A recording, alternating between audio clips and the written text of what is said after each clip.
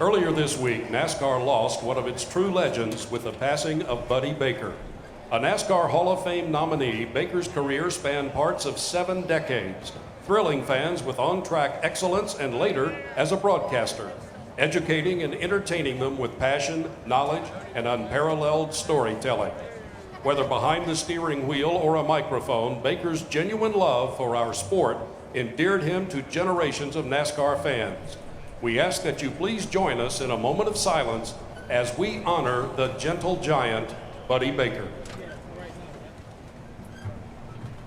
Thank you. Please remain standing as President of St. Francis High School in Toledo, Ohio, Father Jeff Rose offers our invocation. Almighty God, we thank you for another beautiful day here at MIS, and as we gather for this race, we pause to honor 3 race staff who were with us in June and have since died. Dwayne Barnes, Bob Dowd, and Steve Lyle, over 35 years of service to this great track. We pray for their family and friends and their consolation. As always, keep our drivers and team safe as they compete for us today, and we ask this with great faith, hope, and love. Amen! Now here to perform the Star-Spangled Banner, please welcome Michigan's very own Gina Irene Asciutto. Can you see by the dawn's early light what so proudly we hailed at the twilight's last gleaming, whose broad stripes and bright stars through the perilous fight o'er the ramparts we watched were so gallantly streaming, and the rockets brought glare,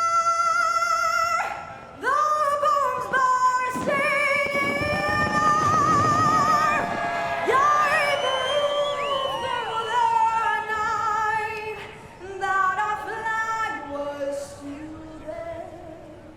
Oh, say does that star-spangled banner yet wave over the land of the free and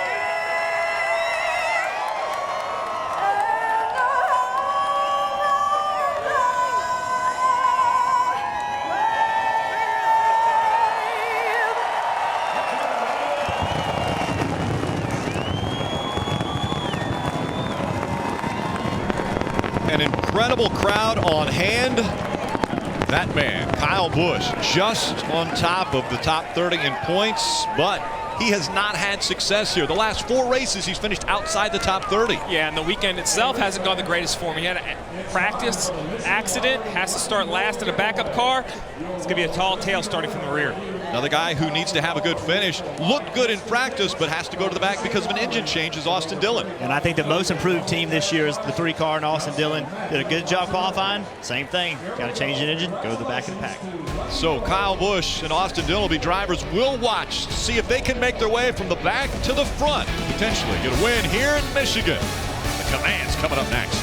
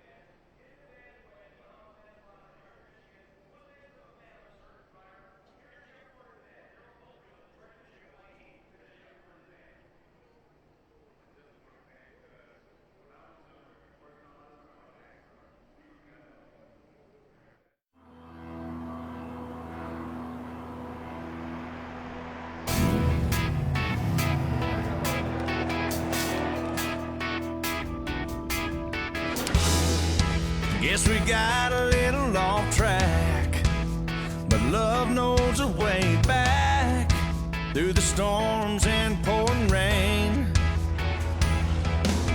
Got my hands on the wheel and I'm flying, heartbeat loud as the thunder rolls, riding in on a stampede of lightning.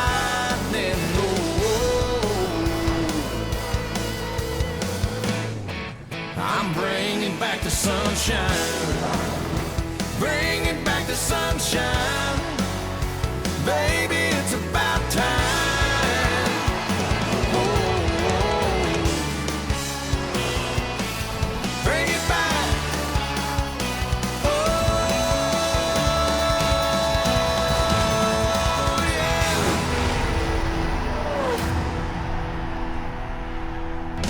It's time for Sprint Cup Series racing from Michigan International Speedway. A gorgeous afternoon in the Irish Hills as the drivers have strapped into their race cars and getting ready for the most famous words in auto racing, getting a few last-minute reminders and notes as to what's going to take place on the track. Before they fire the engines, we've got to hear the command. Let's go trackside for that now. And now, for the most famous words in motorsports, please welcome your Grand Marshal, Executive Director for the Michigan chapter of the Paralyzed Veterans of America, Michael Harris. On behalf of the Paralyzed Veterans of America, it's with great honor that I say the three most famous words in motorsports. Drivers, start your engines.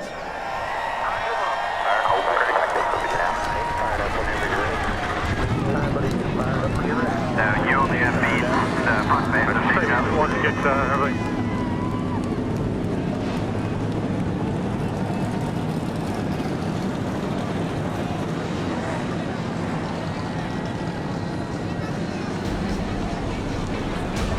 The high drag race package on question. What will it look like on the restarts or the main start? We're about to find out.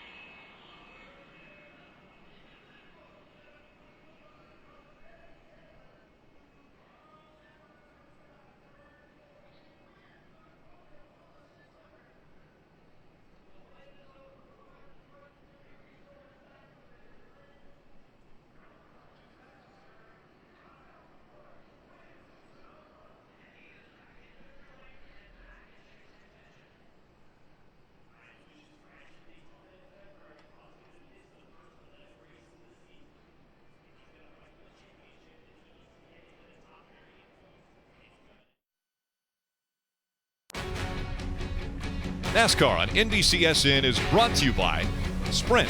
Check out the new All-In plan at sprint.com/all-in. And by Coca-Cola Zero. You don't know Zero till you've tried it.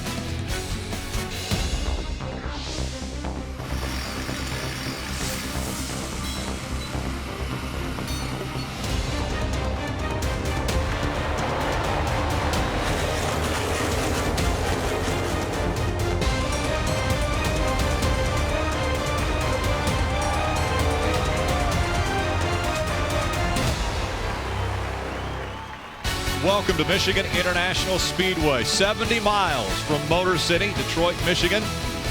Getting ready to go 400 miles here around this 2-mile racetrack. Take a look at our starting grid up front. Matt Kenseth wins the pole alongside his teammate. It's the third pole of 2015 for Kenseth, but just his first at Michigan. In row 2, we have two-time winner at this racetrack, Carl Edwards, and Austin Dillon, who's going to the rear with an engine change. Tony Stewart and Kyle Busch make up row 3. Kyle Busch will also have to go to the rear of the field due to a practice accident. He'll be starting in a backup car. Back in row 4, Kevin Harvick has finished runner-up in 4 of the last 5 races here. He has a win here, but it was way back in 2010. In row 5, we have 2 drivers with past wins on this racetrack, Dale Earnhardt Jr., Joey Logano. Row 6, 2 drivers staring at the chase bubble cut line. Casey Kane just below, Clint Bowyer just above, both looking for a win to secure their spot in the playoffs. Back in row 7, Brad Keselowski. You know, no Michigan-born driver has ever won at Michigan. He wants to change that stat today. Row 8, we have Sam Hornish Jr., and the winner here in June, Kurt Busch. Row 9 is Ryan Newman at Jamie McMurray. Ryan Newman already a 2-time winner here at Michigan. Back in row 10, a 4-time Michigan winner, Greg Biffle, looking for a win if he wants to get in the chase. Let's talk to him. Hey, Greg, it's Jeff Burton in the NBCSN booth. You with us? Yeah, I got you, Jeff. All right, there's been a lot of talk this week about this rules package. Tell us what you think is going to happen here today. Well, we like you said, we haven't been grouped up yet, going to the green like this with 20 cars around us, so we really don't know what to expect. We think it's going to be a little bit loose in traffic and a little bit tight by ourselves. But I've been around a few cars, not this many, so turn 1 is going to be exciting. All right, Greg, this has been a really good racetrack for you. Tell us about your thoughts for today and your team. You know, I feel pretty good about it. Our final practice, we were pretty decent on speed and ran around the 20 car, which on the pole. So we felt like we hung with him on a new set of tires. So we think some track position, we might be able to run with these guys. All right, thank you. Good luck. Have a good day. Thanks. As you see, we'll be riding along with a few different drivers. Included in that is Greg Biffle. Also, 13 of Casey Mears carrying an in-car camera. That is the Geico in-car, and he will start 40th on the field. Greg Biffle, we just heard from, starting 20th with the Sprint on board. Starting 12th, the 15 of Clint Bowyer and the 5-hour Energy onboard camera. Joey Logano in the 22 starts 10th with the Coca-Cola in-car camera. Dale Earnhardt Jr. also carrying a camera. That's the Chevrolet camera. He'll start 9th today. Kevin Harvick starting 7th has the Jimmie Johnson in-car camera. And in the second row, starting 3rd, the Toyota onboard, driven by Carl Edwards. So it's the field working their way around at Michigan International Speedway. To find out more of the storylines we're going to be following, let's go to pit road at Mike Massaro. Rick, it's been a rough couple of weeks to say the least for Casey Kane. A finish of 43rd in Pocono, 42nd in Watkins Glen. And with that, he's dropped deep in the standings, way down the chase grid. So much, in fact, he says his only chance of making the chase is to win a race. To do that here today, though, it will take a total team effort. And I'm not just talking about the 5 team. Casey told me that they were frustrated in practice on Saturday, so much to the point that they went to the 48 team, their Hendrick Motorsports teammates Jimmie Johnson and Chad Canals. They took their setup information and put it in this car today. And Casey's hoping that will be what it takes to lead to pure Michigan glory this afternoon, Dave Burns. Mike, A.J. Allmendinger did not earn a chase-making win last weekend at Watkins Glen, so what's left? Crew Chief Brian Burns told me that today is not out of the question. He says we brought the best race car we've had all year to the track this weekend, and we really listened to A.J. this week and tried to put things on the race car that he's been asking for, even if they were way outside the box. I said, how far outside the box are you? He said, way out. Keep an eye on the 47, starting 26. Kelly Stavist. 4 wins and a runner-up finish in just the last 7 races. Kyle Busch is now 30th in points and chase eligible, but after damaging his car during practice yesterday, Kyle was forced to move to a backup, and even though he qualified 6th, will start from the rear of the field. This team worked hard to essentially do a wholesale rebuild to that backup car, but crew chief Adam Stevens told me there is no excuse for them to have a bad day. He said if we're clean on pit road and stay out of trouble on track, there's nothing preventing us from coming away with a top 5 finish. Marty Snyder? Well, Kelly, this morning in pre-race inspection, the splitters on the very front part of the cars for Brad Keselowski and Joey Logano did not pass inspection.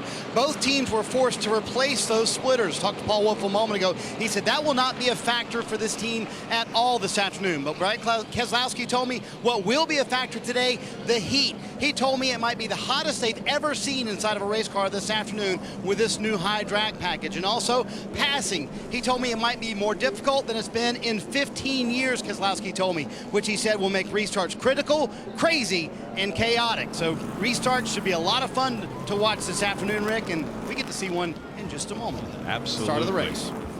Right at the top of the race. You saw a little speedy dry going down. The track's working on that. Want to take a look at the particulars of Michigan International Speedway. 2 miles in length, 18 degrees. The banking in the corners, 12 degrees on the front stretch. Relatively flat back stretch at 5 degrees.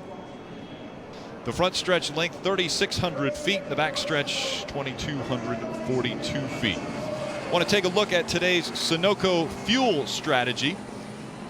200 laps, 400 miles, 45 miles per hour on pit road, and the Sunoco fuel window between 39 and 42 laps, Steve. Yeah, I think 39 to 42 laps is going to be important here. When you think of Michigan, you think of track position, you think about stretching the fuel mileage, but these teams are going to have to make a decision early, Rick, because we have a competition caution at lap 20. Competition caution coming at lap 20. There was some fluid put on the track during the truck race yesterday. They had to clean that. Now there was some fluid put down by the 98 once they started rolling, and he rolled around the apron, but they're going to want to make sure to clean that up. So they're taking care of that. They'll add a couple pace laps before we get the green. We'll take a quick break. Be right back.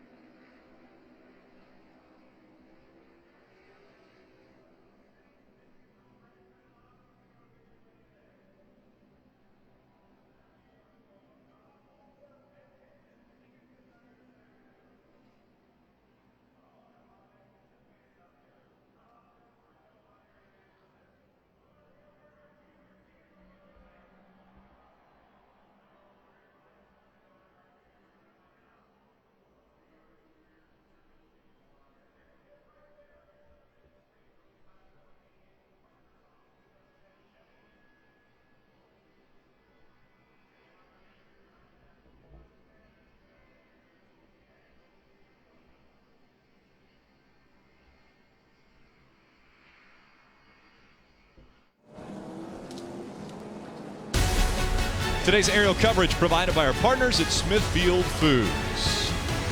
We'll have some great pictures high above today. You can watch a live stream of every Sprint Cup Series race with NBC Sports Live Extra. It's available on your laptop, tablet, smartphone, and connected TVs. NBC Sports Live Extra brings you closer to every race. It's a little bit warmer today than the past 2 days. here in Brooklyn, Michigan. And because of that, we're going to see some elevated temperatures. As we look at the thermometer in the 13 car of the Geico thermometer, the 13 car of Casey Mears. And we've seen temperatures upwards of around 120, 125 degrees, probably going to be a little bit higher once this race gets underway, but they have done a few things to try to keep it cooler in the cockpit for these drivers. Yeah, let's keep in mind with this package, the cars in the pack, they just don't have the air going to them that they've had in the past. That's part of this package, not intentionally making the drivers hot, but because of the big spoilers, because of that rear fascia extension, there is no air going underneath the cars. So these cars are really, really hot. They're sealed off to the ground. Look in the very front of the 13 car. You can see the green splitter in the very front, how close it is to the ground. There's no air going underneath the cars. So these cars are going to be really, really hot. Marty? And Jeff, the highest temperature that Casey Mears and Booty Barker's crew chief saw in that car yesterday was 125, thanks to our thermometer. Remember, we had it in at Indianapolis. We saw temperatures around 140 at Indianapolis. So certainly warm inside the car for these guys. You guys mentioned the extra cooling, though. They've added what they call NACA ducts on the right side window. 2 little holes, and Casey told me this morning that has helped so much just to flow air towards the driver. I know a lot of times crew chiefs don't like to do that, Steve Letarte, do they? They like to close those off, but NASCAR mandated that they be open this week, and that's made a tremendous difference for the drivers inside the car. No, crew chiefs don't want to do that, and that's why NASCAR mandated it. They took it out of the hands of the crew chiefs, made it the same for everyone. I think that's the best way to address this issue, is to make everyone run more air to the driver, because us crew chiefs, we're selfish, and if we think we can have an advantage, we would probably take that gamble and leave them sealed up. That's an understatement. We're watching the 3 and the 18, come perfectly said by a driver, drop to the back of the field. The reason for these 2 going to the back, the 3 was an engine change, but the 18 was this yesterday in practice. Coming out of turn 4. Yeah, you see him coming off turn 4. Everything looks fine. Has to chase the car up the racetrack. Gets loose. Real similar to what we saw here in the first race, where he overcorrected and got into the wall. This time he just let it spin. No big deal, but when he got in the grass, it just destroyed the front end of the car. So it forced him to go to a backup car. And because of them going to a backup and having to go to the back of the field at the start of this race, he's going to be outside the top 30 in points again, which means he's not in the chase anymore. Yeah, I mean, that's something we're going to watch not just today, but for all 4 weeks from here through Richmond, because it's that close. It's close for all these guys, and don't think he's the only one looking at that. There are guys around the bubble that are watching Kyle Busch's progress, because whether he's in or not, moves that bubble line. That's what makes us. You win, you're in. So you're guaranteed a spot in, but you have to be in the top 30 in points. And I know we're getting ready to drop the green flag on a 400-mile race, but I'm going to tell you something. Talking to all the drivers, you heard Greg Biffle say it, they're nervous about driving into turn 1 this first time a lot. They're going to fan out all over the place. They haven't been in around this many cars, so they're all nervous about it. And he went from row 3 all the way to the back. And he looks like he's going to give him a little extra room. He's way back behind the field. His teammates, though, are on the front row. Denny Hamlin on the inside. Pole winner, Matt Kenseth on the outside as they come by the front stretch. Green flags in the air. We're racing in Michigan.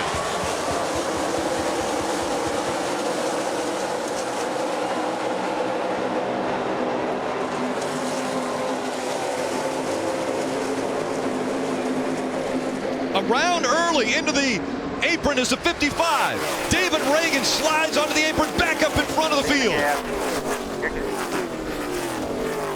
Spun around, get it spun around here. And the caution comes out before they get out of turn 1. There he is, Kyle Busch. He was so far behind the pack. I mean, he was a half a straightaway behind the last car. He was anticipating that wreck. I spoke to him last night. He said, Jeff, they're going to wreck on lap 1. I'm telling you, they're going to do it. That's why he was saying so far back. Smart move. Yeah, I mean, he knows he has a competition caution coming in lap 20. He's confident he's not going to lose a lap. We talk about the points and making the chase. He has the wins. Now he just needs the points. A crash early would be devastating to this 18 car. Take another look at what happened. This is going through turn 1. David Reagan in the 55. So he's on the bottom of the racetrack. The car just comes around. That's the car on the outside of you is always pulling air off. And when you have these great big spoilers and you have these rear fascias, the change between being behind somebody and next to somebody is really, really big. So it just pulled all the downforce off the car, and David Reagan lost it. you know, what happens when you put this big rear spoiler on the car is you depend on a lot of side force, which is basically the right rear quarter panel. You're leaning against it like a crutch. You're leaning on it in the corner. But when a car goes to your outside, what do? They kick that crutch out from underneath you. You lose the grip, the right rear slides, and that's what you saw with David Ragan. He started to spin to the bottom. And he was loose. I mean, he was loose almost before he even got to the corner. Really, really early in the corner, he was loose. And think about it. This is on a start. They're not running 199, 198 miles an hour yet. This is on the start of the race. So as the speed picks up, it will only get worse. Number 2, clear middle. You see him up there. There you go. Come on, spin on the bottom. Spin on the bottom. You're way clear. up the You're racetrack. clear. Nice job. And so David Ragan bringing out the first caution. Dave. And all 4 tires appear to be up. In fact, David said it felt so bad, like I had a flat tire, but as he came to pit road, the crew was saying that they could see that the tires were not down. So there's just that feeling that a lot of guys didn't know what they would have when they got all 43 cars together. And even though that was a 2x2 incident, Steve, the air that he took off that you talked about may have been a big factor. Yeah, without a doubt. I mean, the air is the big factor, and it's the unknown, and that's why Kyle Busch had a plan from the start of the race, and he was just on the radio a moment ago. Well, you won that bet. Alrighty. We had mentioned that he was way back there. Take a look at how far back Kyle Busch was at the start. This is Kyle Busch. I mean, Kyle Busch is famous for making it 3 wide, getting into turn 1 on restart. I mean, he's half of a straightaway behind on the drop of the green flag. So that's how convinced he was something was going to happen. I disagreed with him last night. I said, man, it's the first lap. Everybody's going to take their time. Nobody's going to spin out. He was right. I know one thing. If the first lap was that hairy at 135 or 40 miles an hour, what's the next lap at 185 going to be like?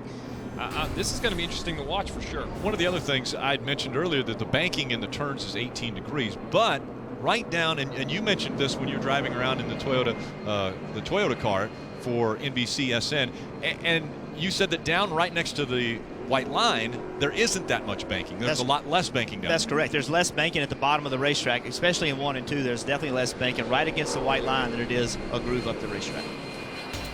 So Kyle Busch will obviously restart in the back once again. We'll try it again when we return. Matt Kenseth out in front of the field.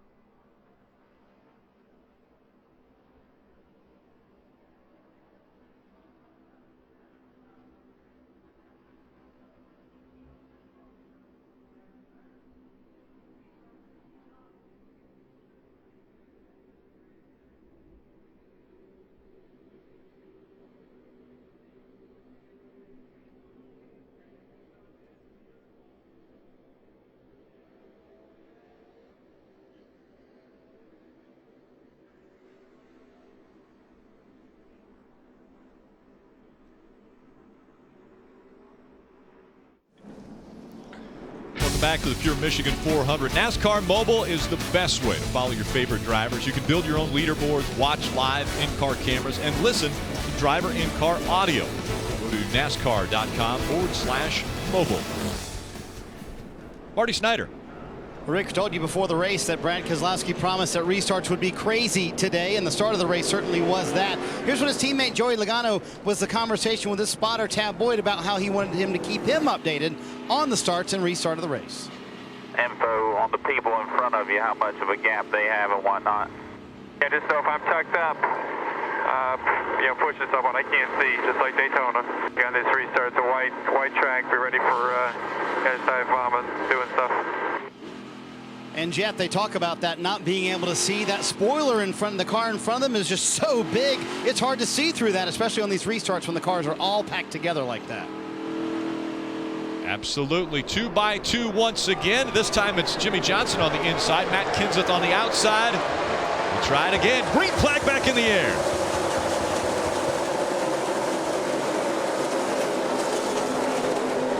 Great restart by the 48 as he stays right on the inside of that 20.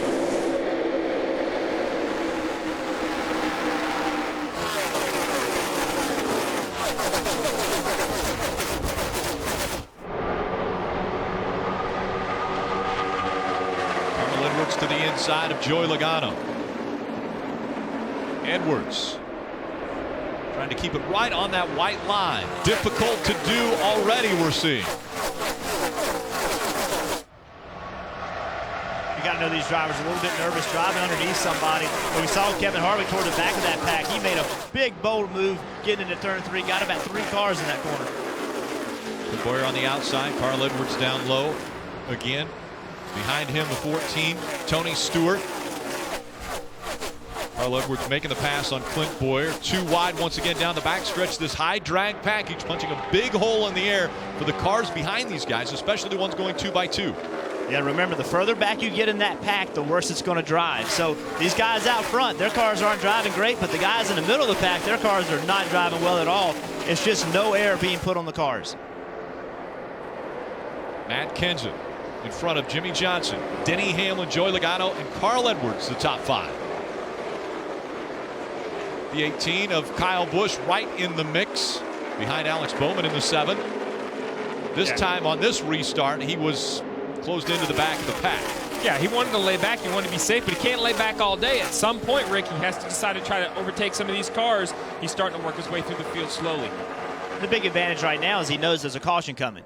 He knows how far he needs to go to make sure he doesn't get a lap down. So with the competition caution coming in the near future, he already knows that and he can use that to his advantage. Here comes Harvick looking to the inside of Tony Stewart. Teammates racing for position.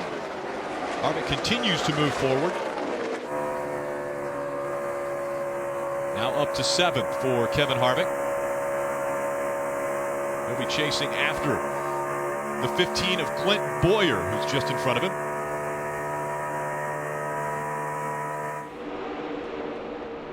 The 2 of Brad Keselowski closes the gap between himself and Tony Stewart. Multiple lines here. Jeff, you mentioned it with the Toyota on-track car. Many lines that you can choose from. But you have to make that decision when you enter the turns. That's right. If you try to run the top, you have to enter on the top. You can't run the middle of the racetrack and let the car go up the racetrack. We see some debris on the racetrack. I'm not even sure what that was, but you have to commit. You have to commit if you're going to run the top or run the bottom or run the middle on corner entry. You can't do it after you get to the corner. You have to hold a constant radius.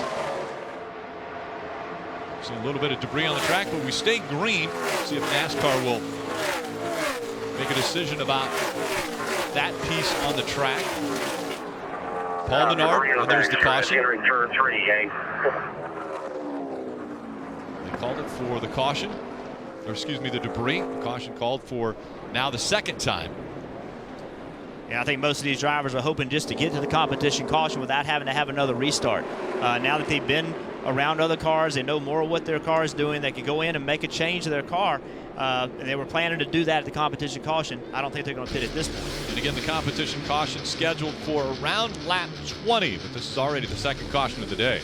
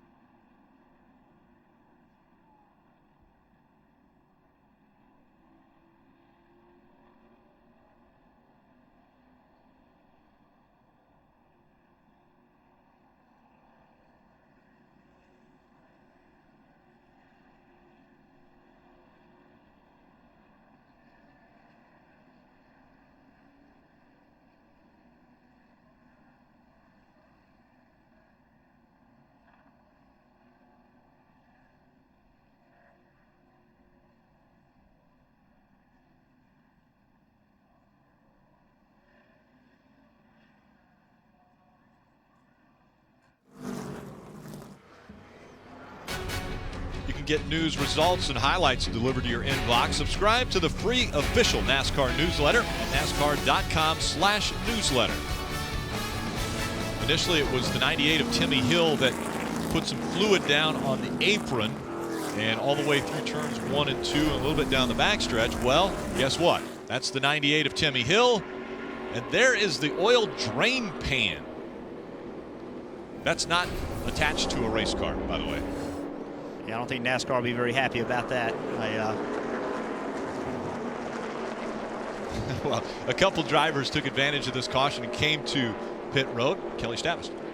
Kyle Busch was one of those. Why not? They had nothing to lose. They were already in the back, so they brought him down pit road. They were just taking their measurements on the splitter, making sure everything is where they want it. They noticed a little bit of wear on the right rear skirt, and while they were here, Kyle asked them to help tighten them up a little bit, so they gave him a round of wedge. No tires, no fuel on this stop, just a couple adjustments, Mike. Austin Dillon also pitted on that stop, Kelly. He started 38th because he had to go to the back of the field and made his way only to 36. So good call by Slugger Labby to bring him down to pit road, put on 4 fresh tires. Now, Steve, what that sets up when this competition caution comes out, maybe 2 tires, maybe no tires for the 3 team and fuel only. Yeah, fuel only, or even at lap 20.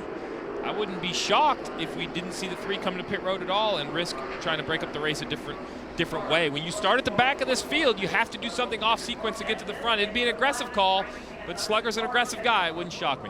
One of the rules about competition cautions are you can't put fuel in the car until the competition caution. So that changes the strategy of some of these teams, which we saw the 3 and the 18 on pit road. Some final checks once again as we've already completed 12 laps, ready to start the 13th. Green flag back in the air.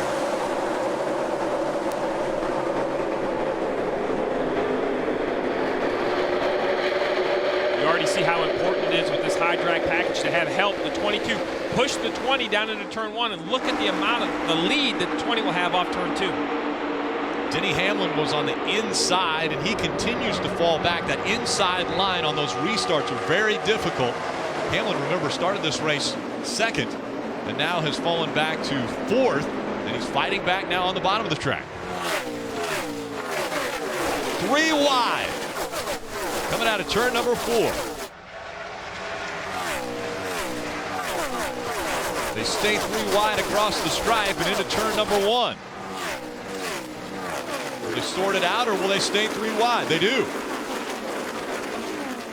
It's so hard where Ryan Newman was to try to make that work on the bottom, getting in the corner. He did the right thing and just kind of falling back in line. If you get, it's almost like plate racing a little bit, in that if you get hung up on the bottom and you lose that momentum, the top lane's going to be coming and you could lose 3, 4, 5 spots. Clint Bowyer able to get by the 11 of Denny Hamlin. But holding on to the 4th spot as Hamlin all over his back bumper. And we saw the car behind another car affect the way the front car handled. Saw that earlier in practice. 15 of Clint Bowyer definitely looking for a good finish, potentially a win if he wants to get into the chase, Mike. Yeah, and speaking with his crew chief Billy Scott this morning, they were pretty optimistic with this package that they can get that job done. He knew that everybody was going to be loose, but he felt relative to the competition, their car was a lot less loose than most. And we can see as he navigates his way through traffic, that might be the case. Meanwhile, the guy in front of him, Jimmie Johnson, he's another guy saying he's been loose throughout the course of this run. Chad Knaus got on the radio during that caution and say, hey, Jimmy, keep the car as close to the front as possible, because the further you go back, the looser that car is going to get. Good strategy by the crew chief. Keep it toward the front. Well, I mean, you know, it's obvious you want to be toward the front, but I think it's even more so with this package. All these drivers that are back in the pack, we're hearing them talk about how loose they are behind other cars. So track position could mean more today than it normally does, because, you know, if you're running 3rd versus 15th, that's a huge difference in how your car drives. And the other thing, Steve, is how do you adjust your car? If you're back there in 15th, you've got a handling problem that you're not going to have in 3rd. So if you adjust your car when running 3rd and you fall back to 15th, well, you got a completely different problem. Yeah, this battle between the 78 of Martin Truex Jr. and the 11 of Denny Hamlin, it's a perfect example of Michigan, what we talked about at the top of the show. Unlike Indianapolis, when there's only really one way to go through the corner, there's at least two, possibly later in the race, 3 lanes as it widens out towards the top. The 78 is faster. He continued to chase that white line. Denny Hamlin ran the middle line. run that allowed the 78 to get some air to the nose of his race car and complete the pass. And we heard drivers talking about it's going to be impossible to pass. Martin Truex started 22nd. So if you have a fast race car, you can pass. It's not that you can, but you have to have a better race car. That's one of the things that is so hard about passing today is these cars are so equal in speed. But Martin Truex started 22nd, and he's running 5th in 18 laps. There's Greg Biffle just in front of Kyle Larson. Two drivers really need to get a win if they want to make it into the chase. Jeff Gordon already in the top 16 in points, but not locked in. You know, I love that point you make, Jeff, about, you know, someone's out there passing. I believe every time you come to a track with a rule change, any sort of adversity, anything different for the field, what's the mindset coming in? Someone is going to leave Michigan a winner. Someone today at the end of 400 miles is going to be a winner. These two guys on the screen, Greg Biffle in the 16, Kyle Larson in the 42, they need it to be them to punch a ticket into the chase. Jeff Gordon right behind him also looking for that win. The mindset, the approach to this race needs to be that someone's going to win. Why can't it be you? And be open-minded and continue to work on your car. Kyle Larson, since the restart, had moved 10 spots. Now make that 11 as he gets by the 16, or excuse me, was at 9, now moves up to 10. He and Almirola have both passed 10 cars since the restart. So there are guys out there that are making the move toward the front. Yeah, no question. It's difficult. I mean, it's, you know what? Racing is supposed to be difficult. It's hard to pass these cars. These are good cars that you're having to pass. So, but there are cars making it happen. I mean, 10 spots, 10 spots, 7 spots. That's a lot of people to be passing since the restart and not that many laps. Matt Kenseth out in front. He's got a 2-second lead now over Joey Logano. Jimmie Johnson, Clint Bowyer, Martin Truex Jr., the top 5. Denny Hamlin has fallen all the way back to 6th. Carl Edwards, Kevin Harvick, Kurt Busch, and Dale Earnhardt Jr., the top 10. There's Biffle currently 19th. You see Jeff Gordon making a move, and the competition caution comes out. So now the teams will have to decide if it's way too loose. How do you fix that, crew chief? Well, you know, that's really the challenge, because the challenge is, why are you loose? If you're loose because you don't have enough wedge or dynamics set up in the car, you can crank on the wedge bolts and fix that. But if you're loose purely because of aerodynamics, it's very hard to adjust that. And it's like Jeff mentioned, if I go to pit road and I'm convinced that I can fix this car and I tighten it way up, and next thing you know, you have clean air and the car won't make the corner because it's tight. That is the biggest challenge. Today is going to be about compromise. Who has the best car in and out of traffic? Because even the leaders eventually are going to be lapping cars. They're going to find traffic. It's only 2 miles. There's 43 cars out there. They're all going to have somebody in front of them at some point. And even if you think 4 tires are better than 2 or 2 are better than none, are you better off with track position or a better handling car? Because track position fixes a lot of things. Sure. So that's another thing the crew chief's got to make a decision of. And the drivers have to be communicating. I got to be telling my crew chief, hey, look, here's a problem I've got. I know I'm going to have to deal with this, but don't get me in 15th. Putting 4 tires on this car is not going to help me. It's going to hurt me. So that's a communication the driver and the crew chiefs have got to have. And every car is different. There's not a formula that works for every car. Every car is different. And if you pit right now, you will not start in the front row, because someone is staying on the racetrack. Someone's going to stay out and get that track position. Maybe it's Austin Dillon. We saw them put tires on. He's still back in 42nd. Maybe Slugger Labbe decides to stay out and try to get track position. Who will gamble and stay on the racetrack, as quite a few are ducking off of the racetrack and onto pit road. Mike?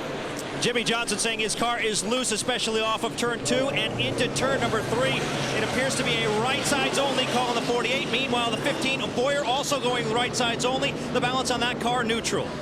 Marty. Joey Logano, bottom left of your screen, says the car is actually tight, especially in 3 and 4, and it gets worse every lap. Planning on a 2-tire stop for Joey Logano. Bottom right of your screen is Matt Kenseth. There'll be 2 tires for him as well. He said he needs more overall grip, but he needs to lean on the car a little bit more in 3 and 4. Looks like Joey Logano wins the race off pit road. And we take a look at the race off pit road, brought to you by Geico. Kenseth, Logano, Keselowski, Hamlin, Dale Earnhardt Jr., the top 5 off pit road.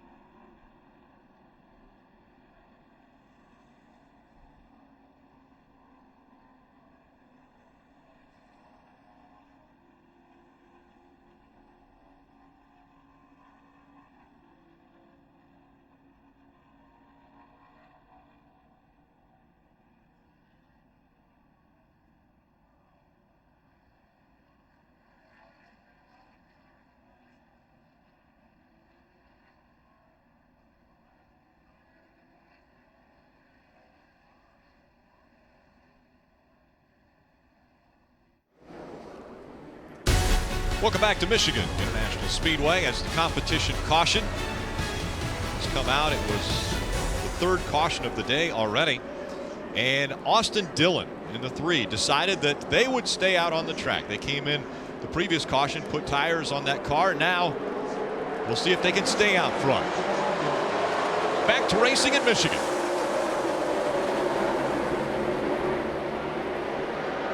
'48 of Jimmie Johnson making it 3 wide as they go to turn 1. Will the momentum keep the 3 in front? Kenseth trying to hang on to that bottom. Not able to do it. He washes up the track, so Austin Dillon will hold on to the lead on the restart. Yeah, we have. We've seen that outside lane definitely be the most dominant lane through 1 and 2 on these restarts. And we've seen speed out of Austin Dillon this weekend. They did have to change a motor, so they went to the back of the field to start this race. But now through some pit strategy, they've been able to move up into the lead as we've got 3 wide for second. Logano went way up the track. Kenseth stayed in the gas, got around him. And then when that happened, it slowed the momentum down to 22, and he lost 3 or 4 spots. Matt Kenseth, Dale Earnhardt Jr., second and third. Brad Keselowski falls behind the 15 of Clint Bowyer. Clint Bowyer, one of those bubble drivers, has to get into that top 16 and stay there, or potentially a win to lock him in.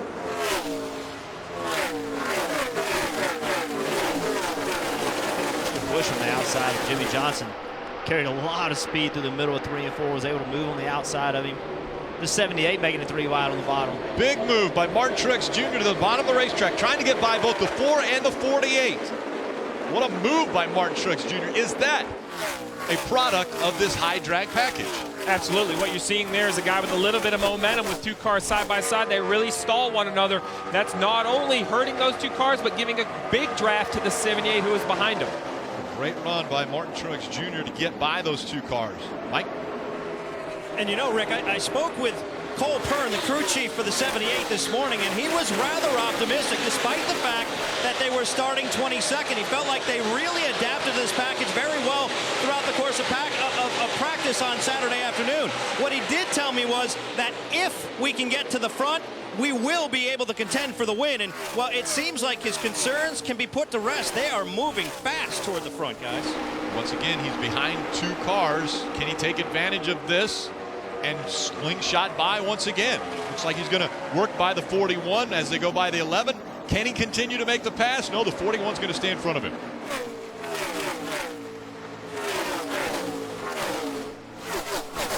But it looks as though he's found some opportunities to get by some of these other drivers when they go side by side in front of him, Jeff. Yeah, no question. We saw earlier, look at Truex behind Johnson, Harvick.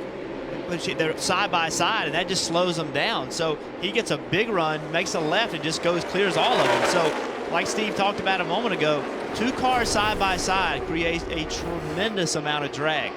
We've seen side drafting at Daytona and Talladega. Think about that, how when you pull next to somebody, you slow that car down. That's what we're seeing here. You slow the car down, you get a run, and then you try to clear both of them. Yeah. Looks like he's got a run now on Kurt Busch. Gets right up to that back bumper. Patience is a key, though. If you take that run before it's ready and you lose your momentum, you're going to lose a tremendous amount of time. So Martin Truex is being very patient, waiting to the corner, trying to get an advantage. There's something he's feeling in the seat. There's a certain amount of run he needs before he wants to pull out of line. And you can see the 78 when he got behind the 41, he got loose. You saw the car wiggle a little bit as he started up the racetrack, and now you see him catching back, getting into the corner. So that's a product of this package. Loose behind a car, but then you gain back on the straightaway, ultimately trying to keep the cars closer together. And when you talk about information, it's not just for the driver, it's also for the crew chief. Look at Austin Dillon. Look at the lead he has over the 20 of Matt Kenseth. Crew chiefs on pit road are paying attention to this. First of all, this is a shot in the arm for any race team because you want to know that you have a car that can lead the race. And Slugger Labbe and Austin Dillon are proving that to themselves right now. They came and put 4 tires on at lap 11, decided to stay out at lap 20. Now, while they're at a big disadvantage for fuel, they're not at a disadvantage for speed. This tells me if I'm a crew chief, I'm instantly making a note. I'm racing this race backwards. I'm getting really aggressive. Whatever I can do to get track position late, even if it's on old tires, Marty. Steve, we predicted this when he pitted on lap 11 that they could possibly stay out at the competition caution.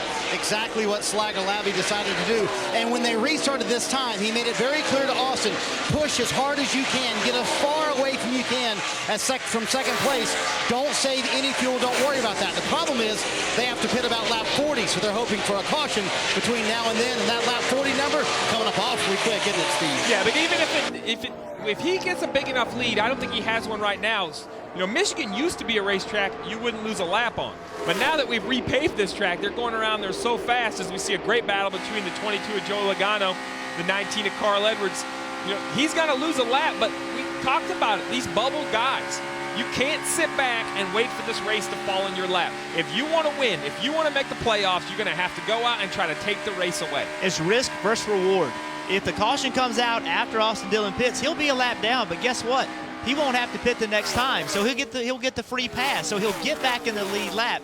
The free pass, when that rule was inducted years ago, it changed the strategy at some of these racetracks. The penalty for pitting early and going a lap down is not near as big as it used to be.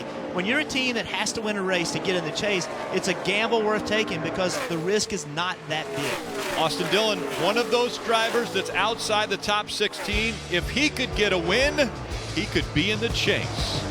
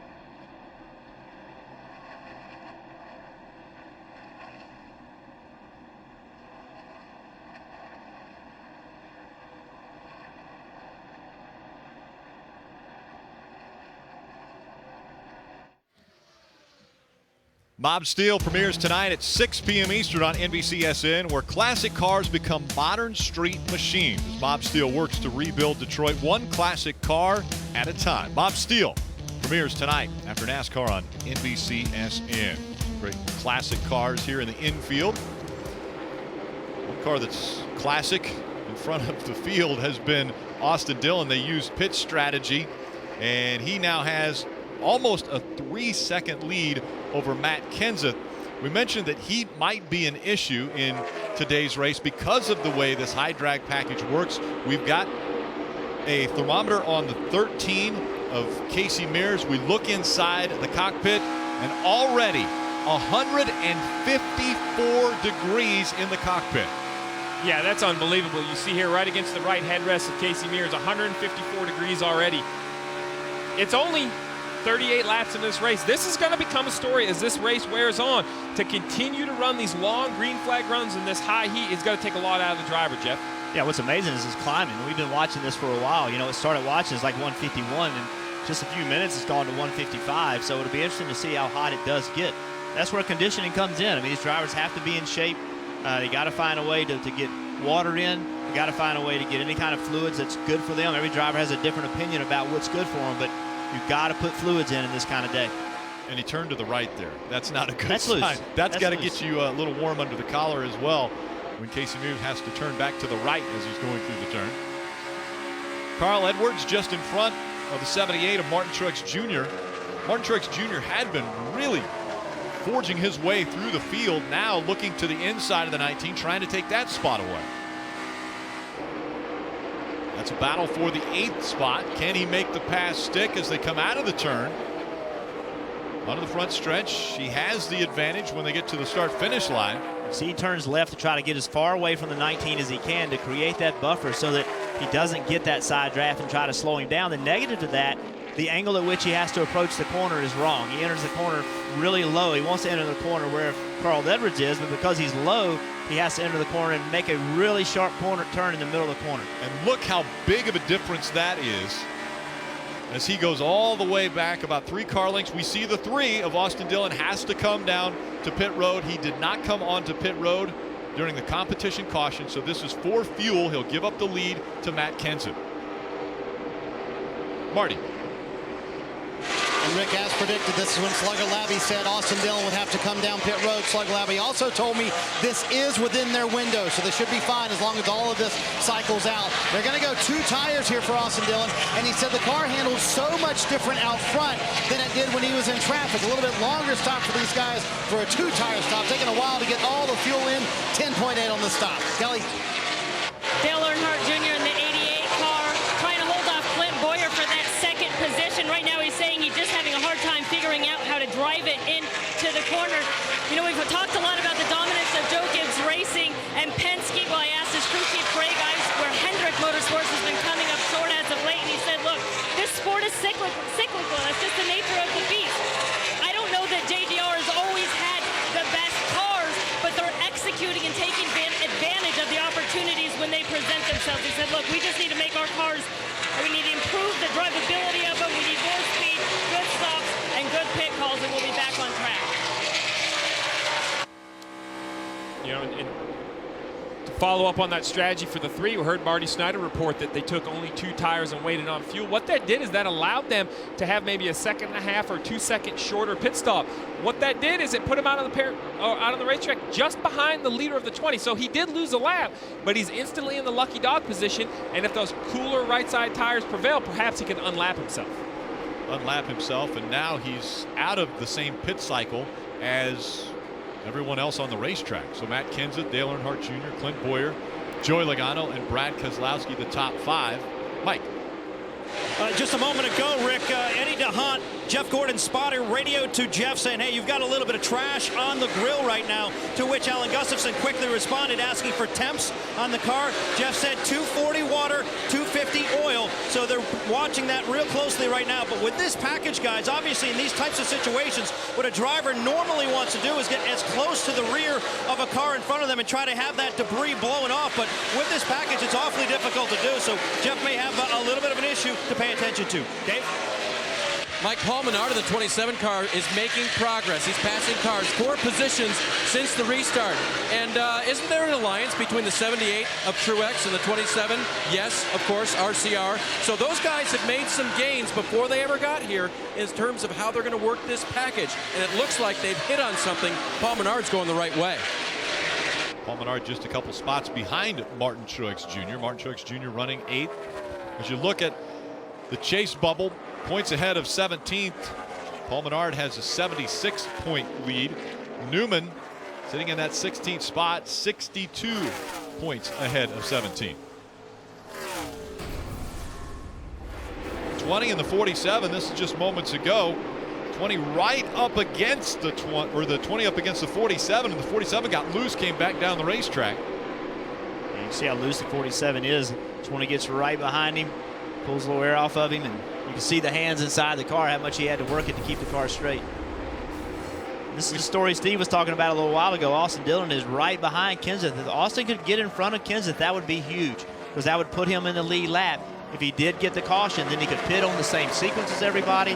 That would be a big deal for Austin Dillon's ability to win this race. And this excites me, Jeff, because the Austin Dillon came out of pit road onto the racetrack about a second and a half, 2 seconds behind the 20.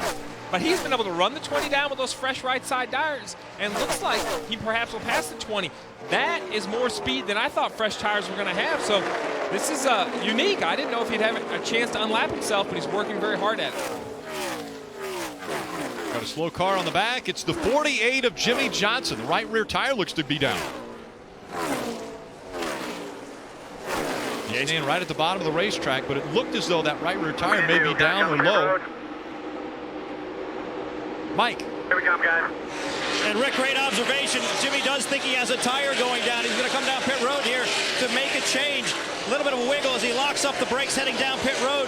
Finally hits his marks, and the team goes to work on the right side, trying to make that change. Keep in mind, last time down pit road, they changed right sides only. They're going to go to the right and now to the left. A 4-tire change on Jimmie Johnson. Also an air pressure change. He was very loose during the course of that run. And although he lowered the track bar on his own, it didn't tighten it up quite enough. You saw the crew member jumping back over on the right side to see if there was clearance on that tire. And they will check the right rear to find out what actually happened, why it went down. Sometimes very hard to tell. You know, you're going to look for a hole in the tread of the tire that was flat, or look maybe on the sidewall of the tire where maybe it rubbed something in the sheet metal. But when you ride as far as Jimmie Johnson did on a flat tire, it continues to do damage to that tire. So sometimes the evidence isn't as clear as you hoped it would be. Race leader Matt Kenseth working by some of the slower cars on the track, putting more a lap down. And right now, the three of Austin Dillon not in that lucky dog position.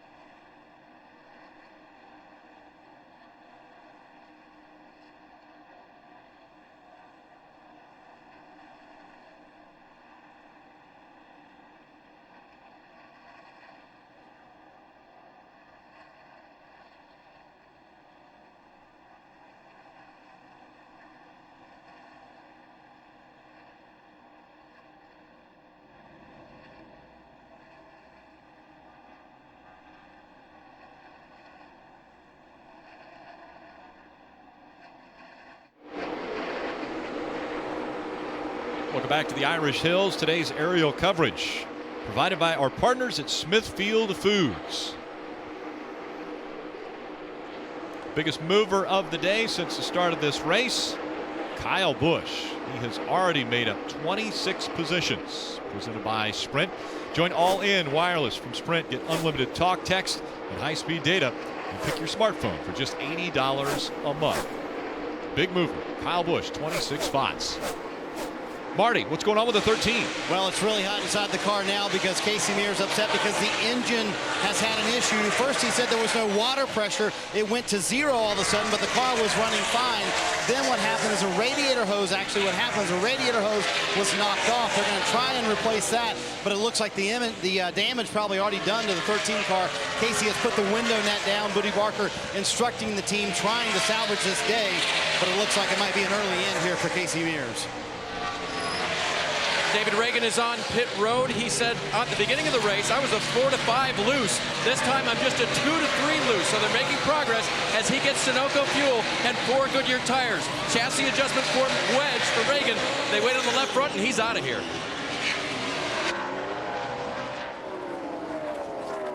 You see the green bars below some of the drivers on the top of your screen. Some of them will be yellow. If they have a win and are in the top 30 in points, they will have a green bar and Chase underneath their names. If they're in the top 16 in points without a win, they'll have a yellow bar underneath their names. And that is as they run on the track. So that means that Kyle Busch, as he is running in the 14th position, he is currently in the top 30 in points, which means he will have a green bar underneath his name, being in the chase with his 4 wins. Here comes Carl Edwards in the 19, another one of the drivers with a win and in the chase. Kelly. And he took 2 tires on his first stop. He started off okay, but now he's saying, I am loose, and getting worse in traffic. I just don't know what to tell you. That's what he said to Darren Grubb, his crew chief. You'll see that they're going to give him 4 new Goodyear tires, pack them full of Sunoco fuel.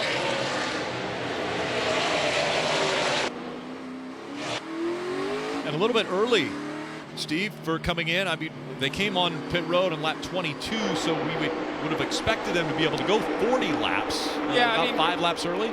Maybe a little bit early, but how about 5? This is a perfect example of a mistake. He's lost a lap, spent on pit road, lost his track position. Doesn't seem to be too early because here comes the 78, Mike. And Martin Truex Jr. saying that he was a little bit loose in turn number 2 over the course of that run.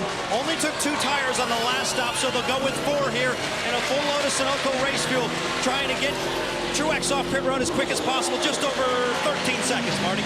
Mike, for Kevin Harvick, he said the car is just very erratic. When he's by himself, it feels one way. When he's in traffic, it feels a completely different way. Because of the fuel load, they're going to take 4 tires here. They take a packer out of the left front and also 1 round out of the left rear. Kelly?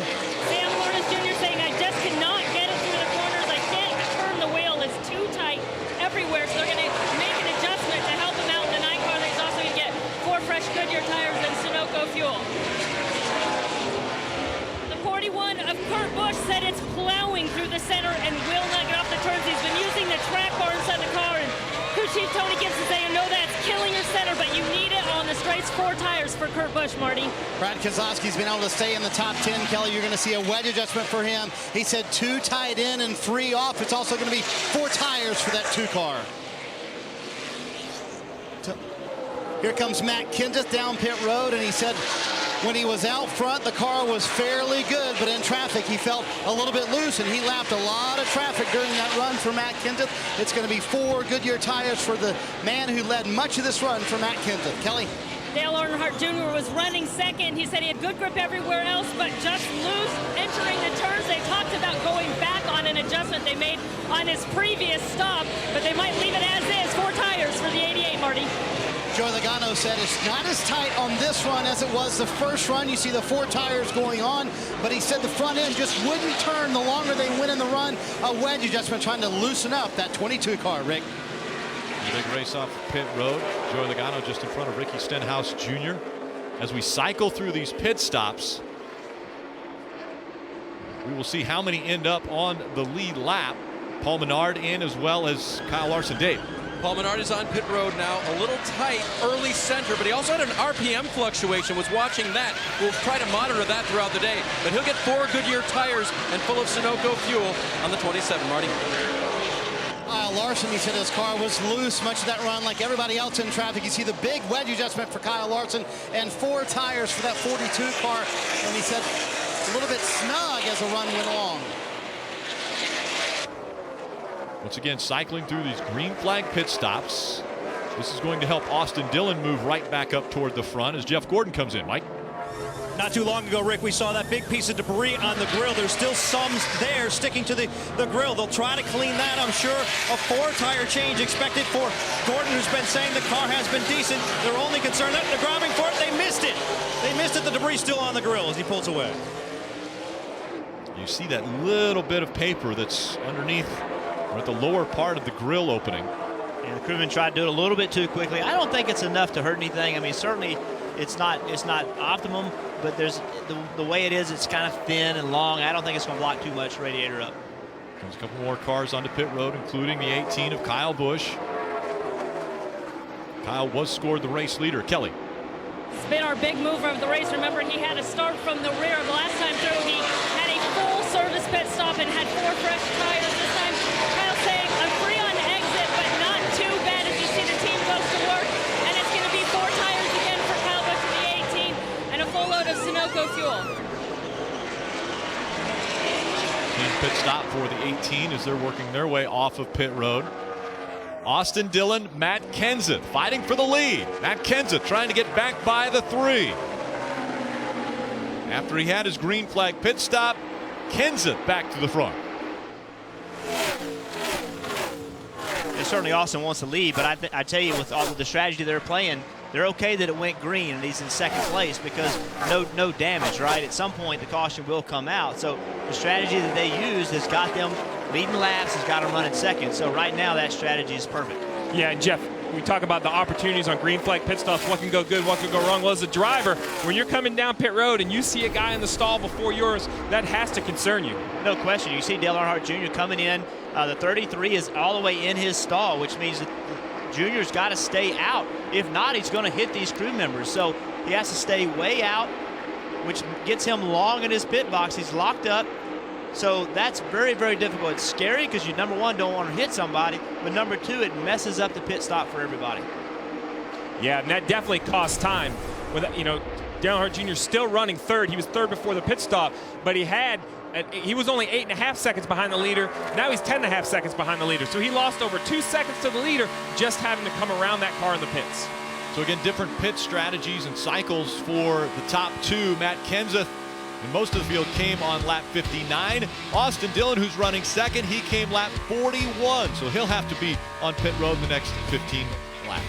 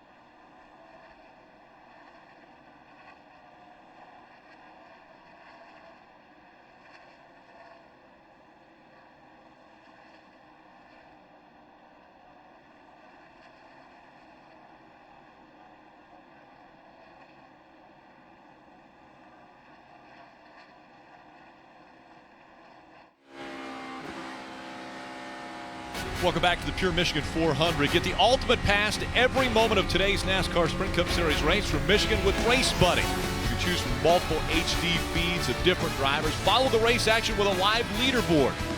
All you have to do is tune in to NASCAR.com/Race Buddy.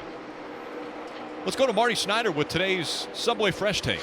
Well, Rick, Kevin Harvick has been running in the top 10 the entire day, and just some observations from him throughout the day.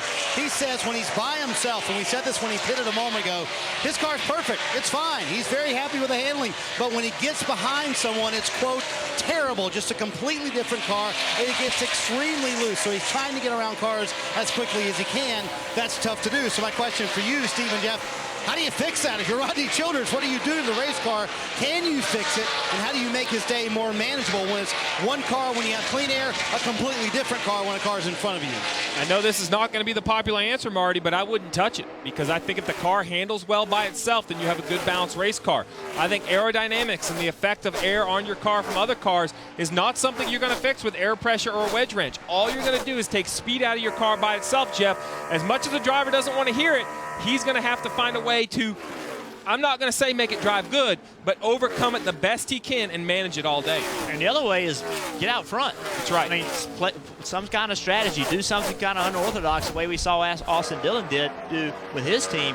Just do something different to get your car up front. How about a different line? Can you choose a different line in this situation, like he's right behind the 19, as we see a good battle here between Clint Bowyer in the 15 and the 78 of Martin Truex Jr. Could they choose a different line to get a better handling car? Well, that was one of our hopes coming into Michigan, is that this racetrack would widen out, the groove would get wider and wider, and the cars could go in different grooves, but so far we haven't seen that. We have a caution. A little bit of debris in turn 2, and the caution comes out. So now how does this play into the hands of all of the, say, top 5 or top 10? Austin Dillon on a different pit cycle. Will everybody come onto pit road? Everybody will come onto pit road. Now, Austin Dillon will require more fuel, so he's not going to come off pit road in second. He's going to lose a few positions on pit road, but he is going to be a net huge gain. Remember, he was 42nd when he did this strategy, Marty, and now he's going to cycle towards the front. This was a huge break for these guys, maybe. And I say maybe because they just told him, as spotter Andy Houston just said, I need max save from you right now. We are stretched as far as we can go. They want to make sure they get back to pit road because they were coming down pit road this time. So as long as he can limp back to pit road, this should be a huge break for Slugger Labbe and Austin Dillon. One potential advantage is that the 20 car of Kenseth has lapped so many cars that there may be spacing between the 3 car and the next car on the lead lap, because there are a lot of lap cars between Austin Dillon in the 3 car and Earnhardt Jr. So that could play into helping Austin Dillon come off pit road better than he would have been. Now, come on, Crew Chief Jeff Burton. Is that new information you knew this year, or did you know that when you were a driver? Man, I've been paying attention for a long time. I like that. That's great. That is a great point. It's not just where you're running position-wise, it's where you're running on the racetrack, and there are a ton of lap cars behind the 3 of Austin Dillon. When the caution came out, Jamie McMurray was the last car on the lead lap. Jamie McMurray running 18th. So there are quite a few cars that are 1 lap down. Field tucking in behind the 20, and is pit road open? It must be, because here comes the 3. Austin Dillon chose to come onto pit road. Quite a few are staying out. Kelly. As Dale Earnhardt Jr. makes his way down pit road, he said he got really loose when he was behind another car, and it was the first time that it had happened this race. It was experiencing something a little bit different. He was going over with crew chief Greg Ives on the adjustments they had made so far in this race, and it's going to be a fuel only for the 88, Marty.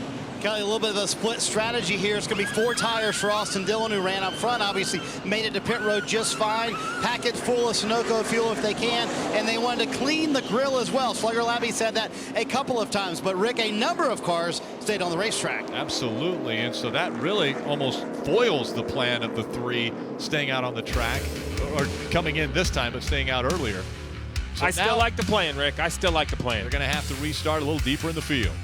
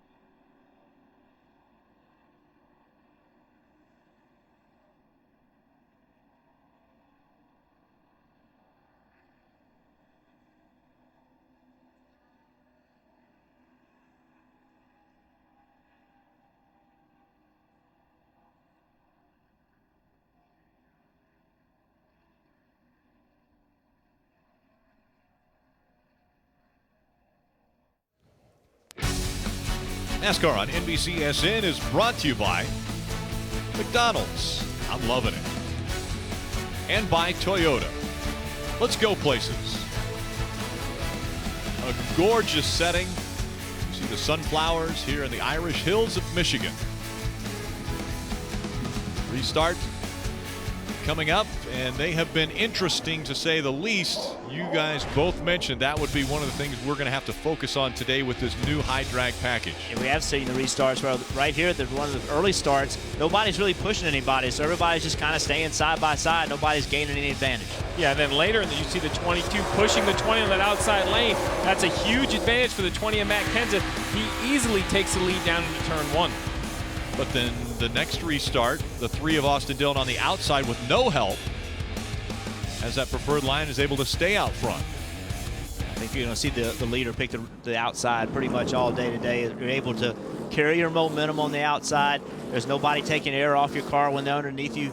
If you're on the outside of the car on the bottom, that car on the bottom is having all the air pulled off the side of his car, taking that downforce away and the side force. So the outside line, I believe, will be the preferred line all day.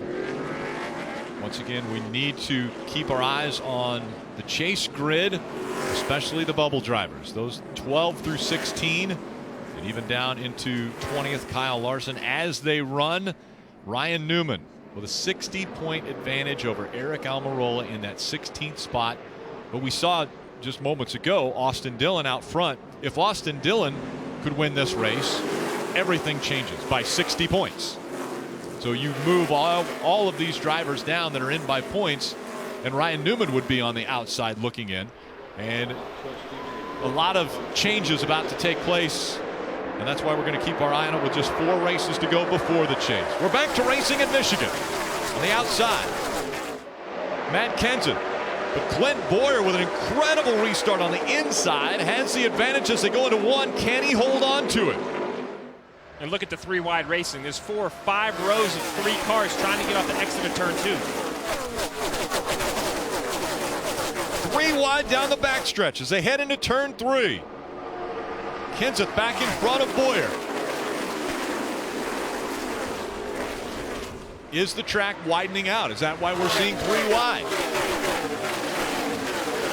Dillon Jr. getting really loose in the middle of the corner, gave up a lot of ground on the guys behind him. Well, the track's maybe not widening out as quick as they'd hoped, but the laps are running out. So this is only getting more and more crazy as this race progresses. Restarts are somewhat important at the start. They'll be vital in the last 50 laps of this race. And who will make the biggest gamble to try to get a win? Potentially here to lock themselves into the chase, or if they gamble to get a win so that someone doesn't have that opportunity to lock themselves into the chase. So Ryan Newman caught the 19 and the 6 side by side. Dale Earnhardt Jr. still real loose on the outside. He's trying to run that high line and continues to get very loose. 3 wide in front of him. Paul Menard all the way to the bottom of the track. Kyle Larson in the middle. Kurt Busch on the outside. Look at that momentum. The 27 had enough momentum to get 3 wide down the front stretch, but then the car just stalled out when he was pushing his own air, not drafting anyone. That allowed the 42 and the 41 to go around on the outside. Looks like the 31 a little bit slower as the 3 of Austin Dillon working by Ryan Newman. Clint Bowyer running second. Now has a mirror full of Martin Truex Jr. behind him. And we've talked all day about people complaining about their cars in and out of traffic, but Martin Truex Jr. has gained a ton of spots from the start of this race, and they've really all been on the racetrack. No real creative pit strategy out of the 78. Cole Pern has just put a fast race car under Martin Truex Jr., and he continues to pass his way through the field. And look who's behind him. Kyle Busch. He started dead last, so he's up to 4th. Had the big win at Pocono earlier in the season. It almost plateaued after that, but now it seems as though the 78 of Martin Truex Jr. on a little bit of a resurgence, looking stronger as we close in on the chase. And Clint Bowyer and his team, they've really improved a great deal over the last several months. Also running second. This was a team early in the year that couldn't get in the top 20 almost, and now they have a chance to get a really good finish, and it's important for them. They're one of the teams that's worked their way back into the chase by having some good finishes. They can't afford any more bad ones. Hard on the throttle, down the backstretch they go. You see the speeds getting upwards 196 miles an hour as they go into turn 3. You see the 78, that's a great handling race car that can enter at the middle of the racetrack, but turn down underneath the 15. Your car has to be so good. And then you heard the 15 just barely breathe the throttle. He's letting the 78 get back in front. He doesn't want to go into turn 1 side by side. He wants to get back in lane, lose as little time as possible. Was that how you have to orchestrate a pass? We just saw Martin Truex Jr. right on the back bumper of the 15, waited for the perfect moment, and then able to get by the 15 and take that position. Yeah, I think so. And to be honest with you, I don't know that's a whole lot different than what we've seen in the past. You know, a faster car, ultimately, it's just got to find a way to be where the car in front of him is not, and be a little bit lower, a little bit higher, and ultimately try to get side by side with him. You know, we've seen the restarts, how crazy they are, and we've talked about this aero package. Look at Brad Keselowski, Ryan Newman, and Carl Edwards leaving the corner. You see Newman try to make a move underneath the 2. He got really loose, and when he lost that momentum, here comes the pack. He lost like 3 spots in that one move. Watch the 31. He's right here. The 2 gets loose, the 31 gets looser, the 19 takes advantage of it, and the 3 of Austin Dillon takes advantage of it also. After the restart, Austin Dillon up to the 12th spot. Joey Logano just in front of Kevin Harvick. Harvick, one of the stronger cars once again. Harvick, so many second place finishes here at Michigan. And looking to get back to victory lane after winning 2 races early in the season. Kevin Harvick has been so strong, has multiple second place finishes, but hasn't been able to get back to victory lane since the beginning of the year. Much like the 78 we were showing earlier, the 4 of Kevin Harvick was able to enter basically in line with the 22, but continues to turn underneath him, trying to find that air to the front of his car to make it handle through the corner. And now, we've talked a lot about this package. We ran at Indianapolis, we ran here, Jeff. But what we have to understand is we really need to see this compared to other Michigan races, because we hear drivers complain about how bad their cars handle in traffic, but that's not a new complaint at Michigan. Now, is this worse than times before? I'm not a driver. I'd have to poll the drivers that are in today's race, but this has always been a track, because of the high speeds, that's very hard aerodynamically to overtake the car in front of you.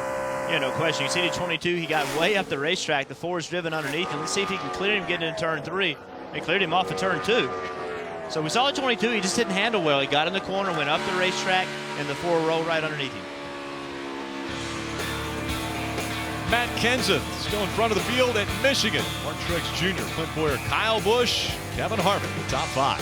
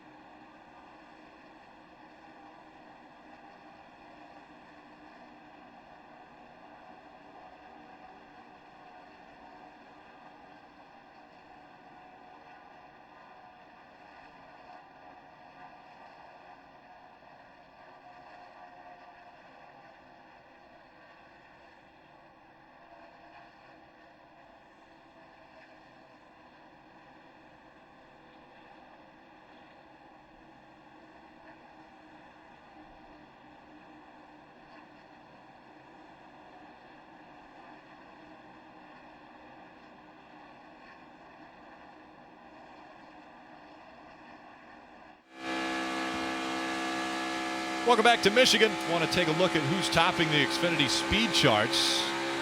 Fastest average laps.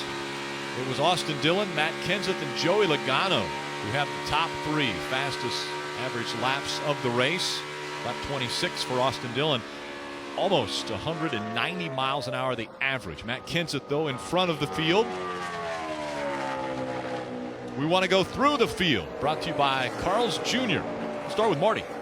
Well, Rick, certainly Matt Kenseth has been the dominant car today, leading 67 laps thus far. When I asked him earlier this week about JGR's success as a whole, he said, what makes me most proud of that is that we're doing it with all these different aero packages, low downforce, regular downforce, high downforce, and they're certainly doing it today here at Michigan. Here's what Matt had to say on the radio about their strategy for the next stop. Last lap that we did. Right about 15. Okay. Do you want me to make distance or do you want me just to run? I want you to run. Get as far as you can there. And that would be 9 laps from now when Matt Kenseth plans on pitting around lap 100. Let's talk to Jason Radcliffe about that. He said a moment ago, free me up just a little bit, like half a number a little bit. That's it. Mike? Marty, at the beginning of the season, nobody was more consistent than Martin Truex Jr. 14 top 10s in the first 15 races. And then something changed. Over the last 7 races, only 1 top 10. His crew chief Cole Pern told me this morning it was a combination of bad luck and taking some risks, knowing they were already in the chase.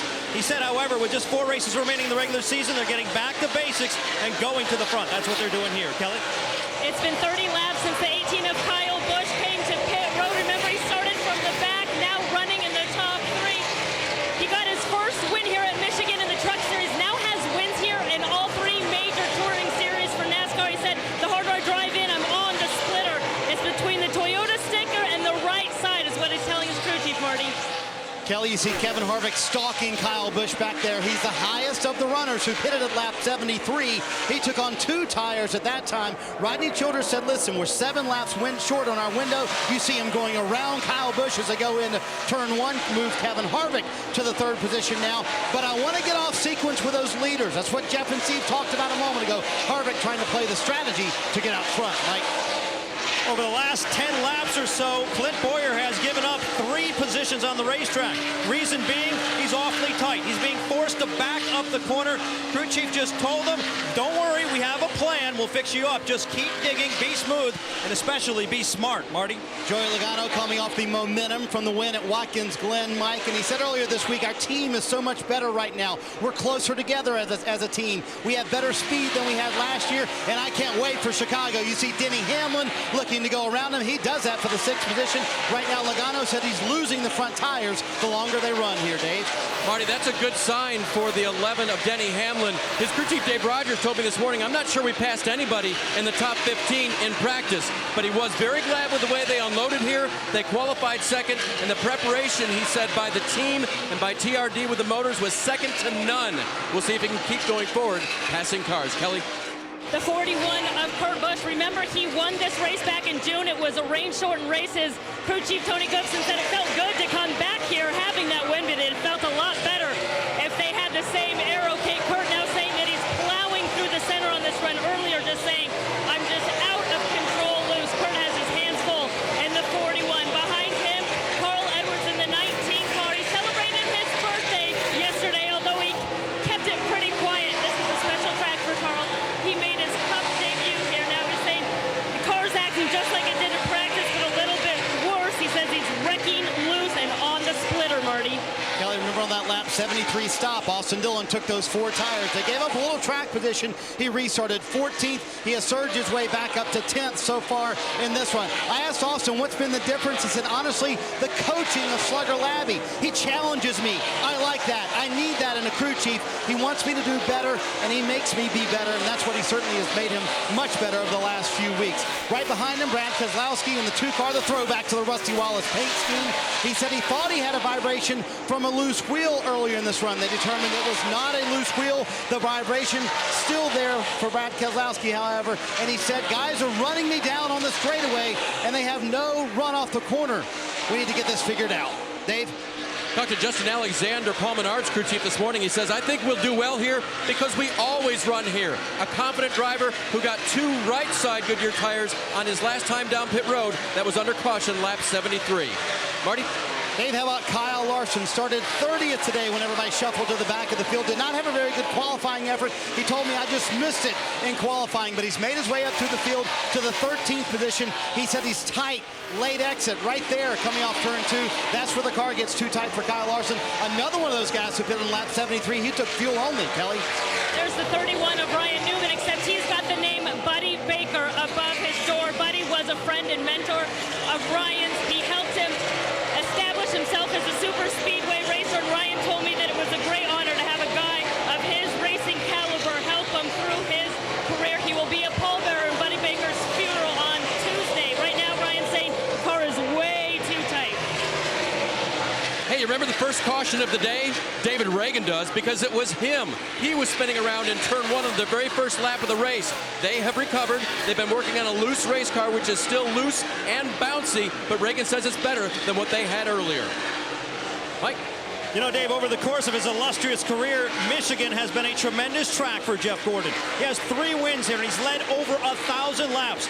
But this high drag package has given this team fits. Spoke with Alan Gustafson this morning, and he said they struggled in Indianapolis with it. They've changed so many things on the race car over the last several weeks trying to make it better. It just has not taken. Kelly? And now Kurt Busch comes to pit road. As I said, he's got his hands full. He's been trying to work the track bar inside the cockpit to make the handling conditions better. They're going to give him 4 tires and Sunoco fuel on this stop.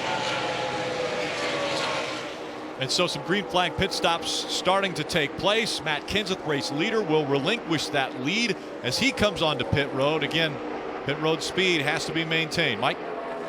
And Martin Truex Jr. does maintain that pit road speed, comes to a stop. His last stop was lap 57. They've had a very loose race car. They'll make a chassis adjustment now on the left side. You saw the wrench go in there. A 4-tire change from Truex, who's been very quick all day. Mark?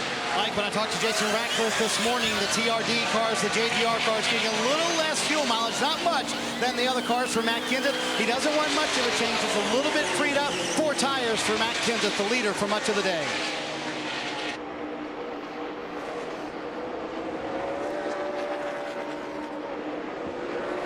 Once again, on the top of your screen, you're going to see either a green line or a yellow line under different drivers that are either locked into the chase or in the top 16 in points. The green line is they've got to win, and they're in the top 30 in points. The yellow line, if they're in the top 16 in points only without a win, as we ride along with the 22. Marty?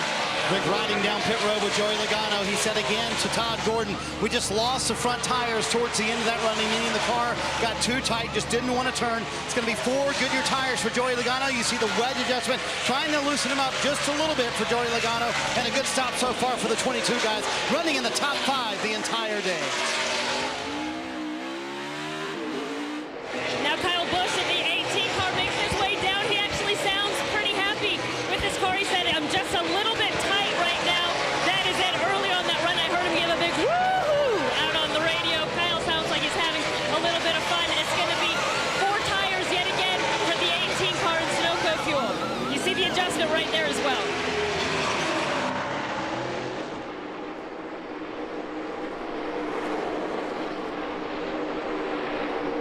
Greg Biffle is on pit road, Rick, and he has not been happy with this race car. He actually asked last time during this run, is there something wrong with my race car? But then it sort of figured itself out. Running in the back of the pack as he has been most of the day. It's dirty air. The car's handling hasn't been good. And he's hoping that 4 Goodyear tires adjustments and Sunoco fuel will help his day just a little. Mike?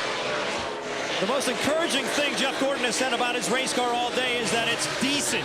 Nothing higher praise than that. They're still trying to make it better. An air pressure adjustment here, a 4-tire change on Gordon's car, still trying to give him the magical feel he's had to the 3 victories had at the Speedway in the past.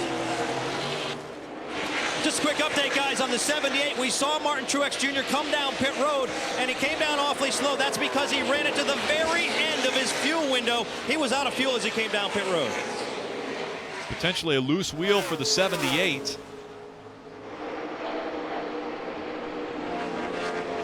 As we saw him go by Jeb Burton. And looks like he's at speed.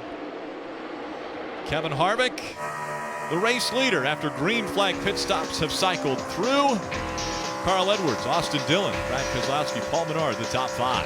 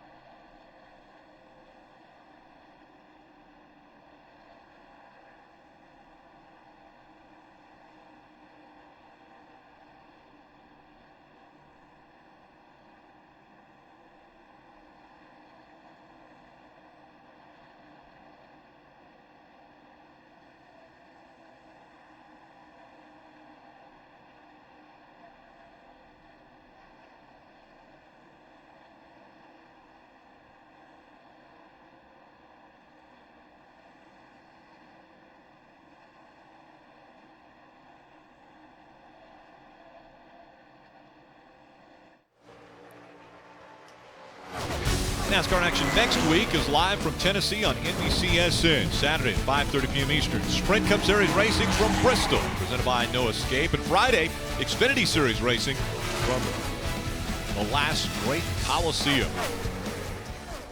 Out in front of the field, Kevin Harvick. The top 9 have either come onto pit road at lap 73 or 74. So they are looking at about 6 more laps before they will have to come to pit road to cycle through their pit stops. Yeah, you're going to see here at the top of the screen we have the running order. We've also put down their last pit stop. I know it seems early with 92 to go. Why are we talking about the last pit stop? Well, all of these teams that pitted at 73 or 74, they're looking ahead at making this entire race on only 2 more stops. We saw earlier in the race when Austin Dillon stayed on the racetrack, he held the lead. So track position is going to be key here, Marty. And Steve, this is very early for Jamie McMurray and his group. Said the car was much better in traffic, but tight everywhere else. He said he had a slight vibration on that run, but not bad. You saw the wedge adjustment, 4 Goodyear tires, and pack it full of Sunoco fuel. To your point, Steve, McMurray here will be quite short, but the other teams are right on the edge. Like Kevin Harvick thinking he's going to pit around lap 114. That would probably put him short. Brad Keselowski can go to lap about 117. That may put him in the game where they can make it on one more stop. Getting very dicey down here on pit road, and very interesting as well. And listen, Marty, this isn't the race package making fuel more important. This isn't Michigan making fuel more important. This is the crew chiefs on pit road taking every angle possible to win a race. And even before halfway, Jeff, these guys are looking at trying to get on a winning race strategy. The guys that are in the window right now that are looking to get a win that haven't got one. Austin Dillon, he's running 3rd. Kyle Larson is 5th. Paul Menard is 6th. Another driver, Sam Hornish Jr. running 8th on this same strategy. And this is what we talked about all year long. When we get down toward 5, 6, 7, 8 races to go, why not gamble? Why not try to make something happen? Give yourself a chance to win the race. If you get in the chase, anything can happen. We saw it last year with Ryan Newman. He was a few laps away from winning the championship. It's the time of the year. You know the situation you're in. Go ahead and gamble a little bit. Try to make something happen. And look at Kevin Harvick on our screen here, the current leader. He saved more fuel at Watkins Glen last week than anyone gave him credit for. There wasn't a calculator on pit road that said, oh, he'll lead all the way to turn 6. Yeah. He's wishing he would have saved a little bit more fuel. But a couple laps at Watkins Glen is a ton of fuel. That's right. And last week, if you go back and think about Kevin Harvick, he was leading the race and having to save fuel. Everybody else that was on his same strategy, they weren't leading the race at the end. They were able to back way up and save a lot of fuel. He had to try to manage the lead with Joey Logano coming from behind. So he came within 400 or 500 yards of winning the race. Oh, yeah. And he did a great job of managing the fuel. He had it tougher than everybody else because he was leading the race. And once again, he's leading at Michigan. He's had quite a few second-place finishes here. He's won here, but it was back in 2010. Guy who almost won in June, again on the same pit strategy as Kevin Harvick, is Kyle Larson. They gambled in June on weather. It didn't work out. Marty. Yeah, I was talking to Chris Heroy about that this morning. He said, I've been gambling all year long since Kyle Larson missed that race at Martinsville earlier in the year. You have to remember that. Kyle said the car has good grip, but a little bit tight on that run. They make an air pressure adjustment, trying to free him up just a little bit. 4 Goodyear tires and all the Sunoco fuel they can stand. That likely will put them just a little bit short from making one more stop, Rick. And the reason he missed that race in Martinsville, actually fainted before the race, and we just heard the 4 out of gas. Kevin Harvick pushed it just a bit too far, slow on the racetrack. Will he make it all the way back around in time? Marty.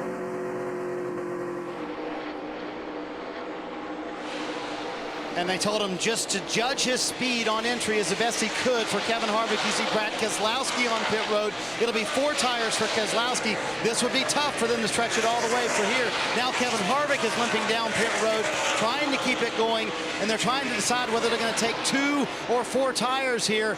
Judging all that, also they have the fuel issue to deal with. Kevin clearly not up to speed, rolling down pit road very slowly. This will cost them likely their shot at a win today.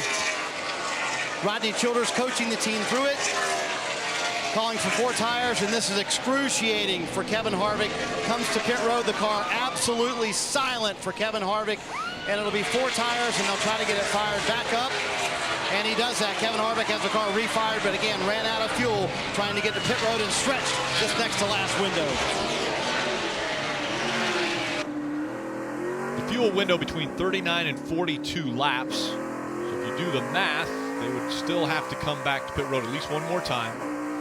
Yeah, I think the interesting question is we still have Carl Edwards and Dale Earnhardt Jr. on the racetrack who pitted the same time as the Ford did who ran out of gas. Mike, what's going on with the 48? Come on, back it up. And Jimmie Johnson just Back it missed up. his Back pit it up. box. Get him in the box.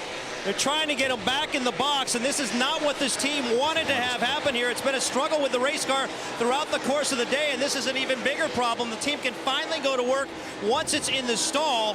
A 4-tire change, also a wedge adjustment in Sunoco race fuel, but this is a huge hit for the 48 team who's trying to battle back from earlier problems. Kelly. And Carl Edwards coming down pit road. He said he started off wrecking loose, but the adjustment they made on the last stop has held him about 70% of the way. He said he's still a little bit free getting into turn 3. It's going to be 4 new Goodyear tires and Sunoco fuel for the 19, Mike. Kasey Kahne having service done to his car now. Team working on the left side. They'll clean the grill, and he is away. Kelly. Dale Earnhardt Jr. said it's taken a long time for the car to come in that run. It started out way too loose, but got better. He's moved the track bar inside the cockpit down 2. You say it's going to be 4 Goodyear tires, Sunoco fuel. They're going to also make an air pressure adjustment for the 88. Matt Kenseth back in front. Sam Hornish Jr. running second. Sam Hornish Jr. will have to be on pit road here very shortly, and actually he's on now. Kelly. And Sam Hornish Jr. said he just couldn't get it through the corners. He's been battling a tight condition most of the day. Said it's getting a little bit better now, but he still needs help in the turns. This has not been the season they would have hoped for, but they felt like they got a good grasp of this aero package here at Michigan. They had a solid qualifying effort. Now it's going to be 4 Goodyear tires for the 9-car Sunoco fuel. And you know, Kelly, why that's important is the 9 is on that lap 73 strategy. He stretched it the most. There's few cars in the field I can think that wants to win more than Sam Hornish Jr. Oh, yeah. And Jeff, I've got to ask you, this surprises me. The 48 team missed his pit stall. He's the #1 stall. How do you miss it? Well, I think there were several circumstances right there. You saw him behind the 32. I think his vision was blocked a little bit behind the 32. He got in there deep. He knew he was in trouble. You can see the rear tires hopping, trying to get it slowed down. But I think because of how close he was to the 32 and the fact that he was in the first pit box, he did not have a whole lot of time to react to the situation he was in. All of it led up to him missing the pit box. And that other thing I saw, the 7 was in the stall just in front of him, and it didn't look like he thought he could stop, and he had to get out of the way of maybe running into the back of the 7. He knew he was in trouble when the rear tires were locked up. He knew he was in trouble right then. Matt Kenseth continuing to lead laps at Michigan International Speedway.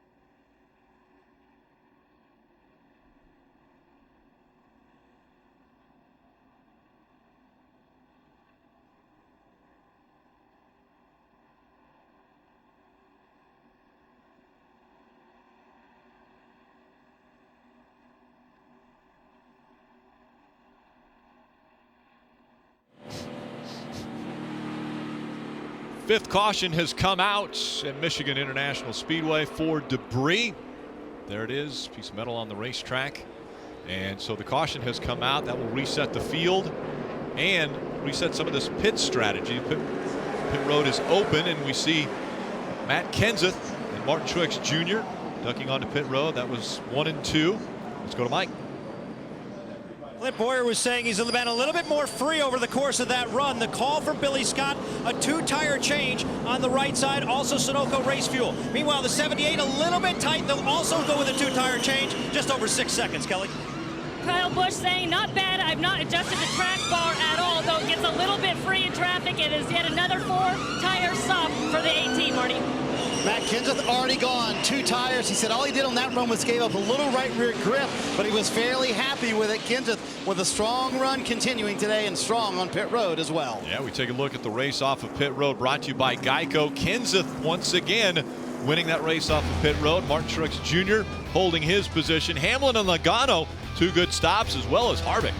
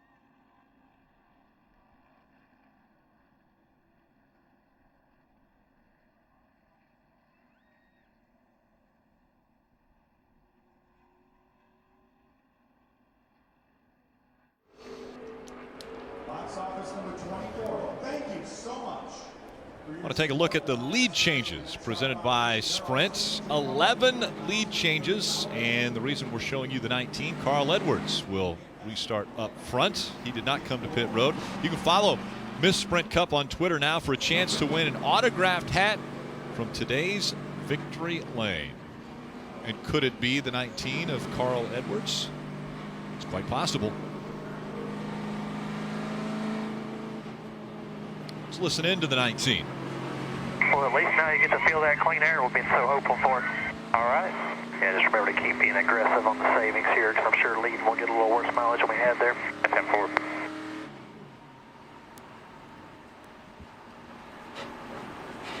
We're looking at fuel mileage. Absolutely, Everybody has to right now, don't they, Steve? Well, not everyone. I think Carl Edwards and Austin Dillon, the front two, have to. The last time they were on pit road was at 116 and 114 versus the rest of the field at 122. So they're definitely the only two at the moment playing the fuel mileage game. So, you know, it's really a pretty tight stretch. Let's take a look at the McDonald's. I'm loving it. That's who I'm loving. Carl Edwards at lap 116 has done a great job of playing this fuel strategy game to get the clean air we keep talking about. Austin Dillon as well. We saw earlier, he proved he could lead when he had track position. But Matt Kenseth, he has a little bit better fuel starting right behind him, has led the most laps today at 82. I think one of these three, you've got to be looking at your favorites, but there's still 76 to go, Marty. Steve, I just talked to Slugger Labby, Austin Dillon's crew chief. He said, we are right on our number to the T. And I don't think that includes a green, white checkered. They plan on pitting around lap 156, and they think they can make it on one more stop. And then you look to the heavens as if to say a prayer, but they're very close. They think they can do it on one stop. They use that word "they think," Marty, because the four thought he could go a couple more laps earlier when they ran out of gas, and that's what's so difficult about fuel mileage, is it's very hard to figure, and even more difficult, Rick, with this draft, the mileage goes up and down each run. Carl Edwards chooses the outside line. Austin Dillon on the inside line. At the restart zone, Carl Edwards spins his tires. Austin Dillon's going to have the lead when they cross the stripe. He's got some help behind him. Kenseth was pushing him. Now Kenseth moves to the inside. He'll try to take the lead away from Dillon. We talked about restarts at the top of the show. You can work all the strategy you want, but you have to be good at the restarts. There's still 3 wide. That was a really odd restart. It looked like to me that Edwards never got going. He just didn't get going for some reason. Trouble. And behind him, they're sliding around. The 15 of Clint Bowyer can't afford to have a bad finish. Kicks into the inside wall. Get it rolling when you can. Get it rolling when you can. Little damage to the back of the 15. He cannot afford to have a bad finish. In the top 16 in points, but barely.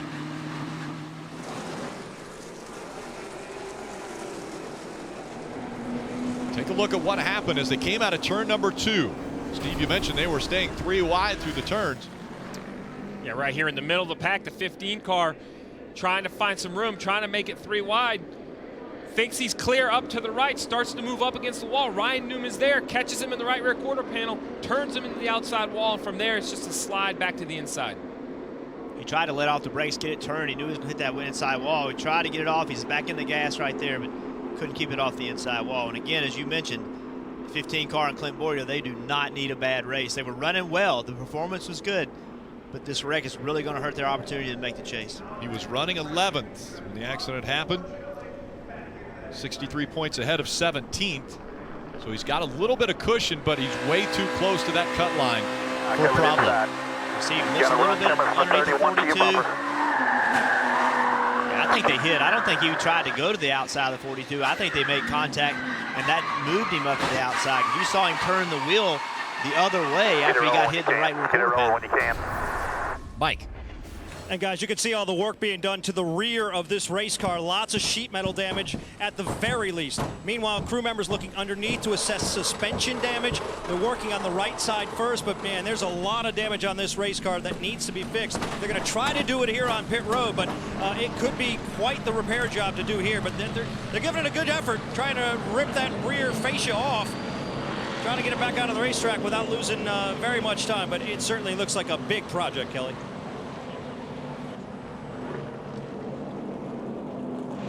And the 31 of Ryan Newman, who also cannot afford to have a bad finish. He is one of those bubble drivers, got caught up in it. There's some damage to the right front, and there was a hole, so they needed to bring him here to pit road to try to seal that hole. And you see them giving him some tires as well while they try to repair this damage and make the most of this day. Ryan just 1 point over Clint, the other one involved in this incident. The two of them 50 points above the cutoff line. Yeah, I think that's the point, without a doubt, Kelly, is 50 points sounds like a lot, but with this point system and only getting 1 point for 43rd, 2 points for 42nd, you can lose 20, 30, 35 points very quickly when you have a problem on the racetrack. So 50 points can go away very quick. Just ask Casey Kane. Over the past couple races, he has lost an incredible amount of points. Let's listen into the radio. You have to look at both fenders. I didn't hit anything hard, but I did hit 15 there. I had nowhere to go. That was the 31 of Ryan Newman. Dave. David Reagan gets a new piece on the front of the car, right on the nose area, just to try to get the aero correct on the front of that. And Brian Patty, the crew chief, reminded them, this is our one shot, guys, so make sure it's on there tight. so that we can go back to work. He restarted in the 16th position, so he was right there in the middle of it. I want to watch the in-car from the 15 again. It was really interesting to me. You can see Clint is trying to follow the 42 up the middle. Watch his hands.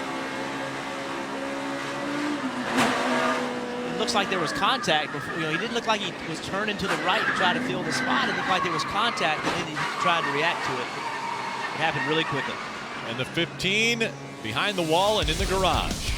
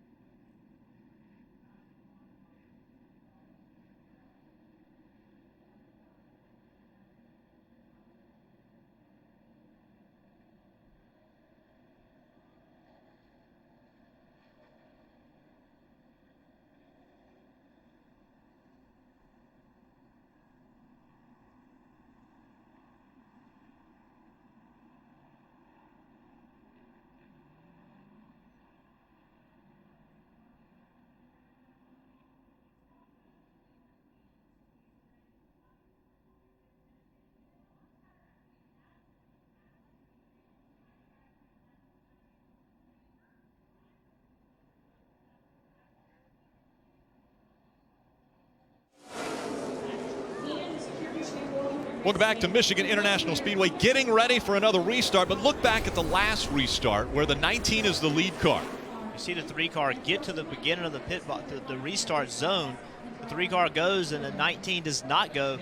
We had a conversation with NASCAR. NASCAR deemed that the 19 was spinning his rear tires, and that's why he didn't get going. So there's no penalty on the 3 car. In that restart zone, there's the double red line and the single red line. That's the restart zone.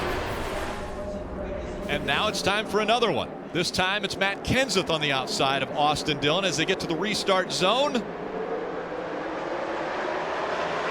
We're back to racing in Michigan.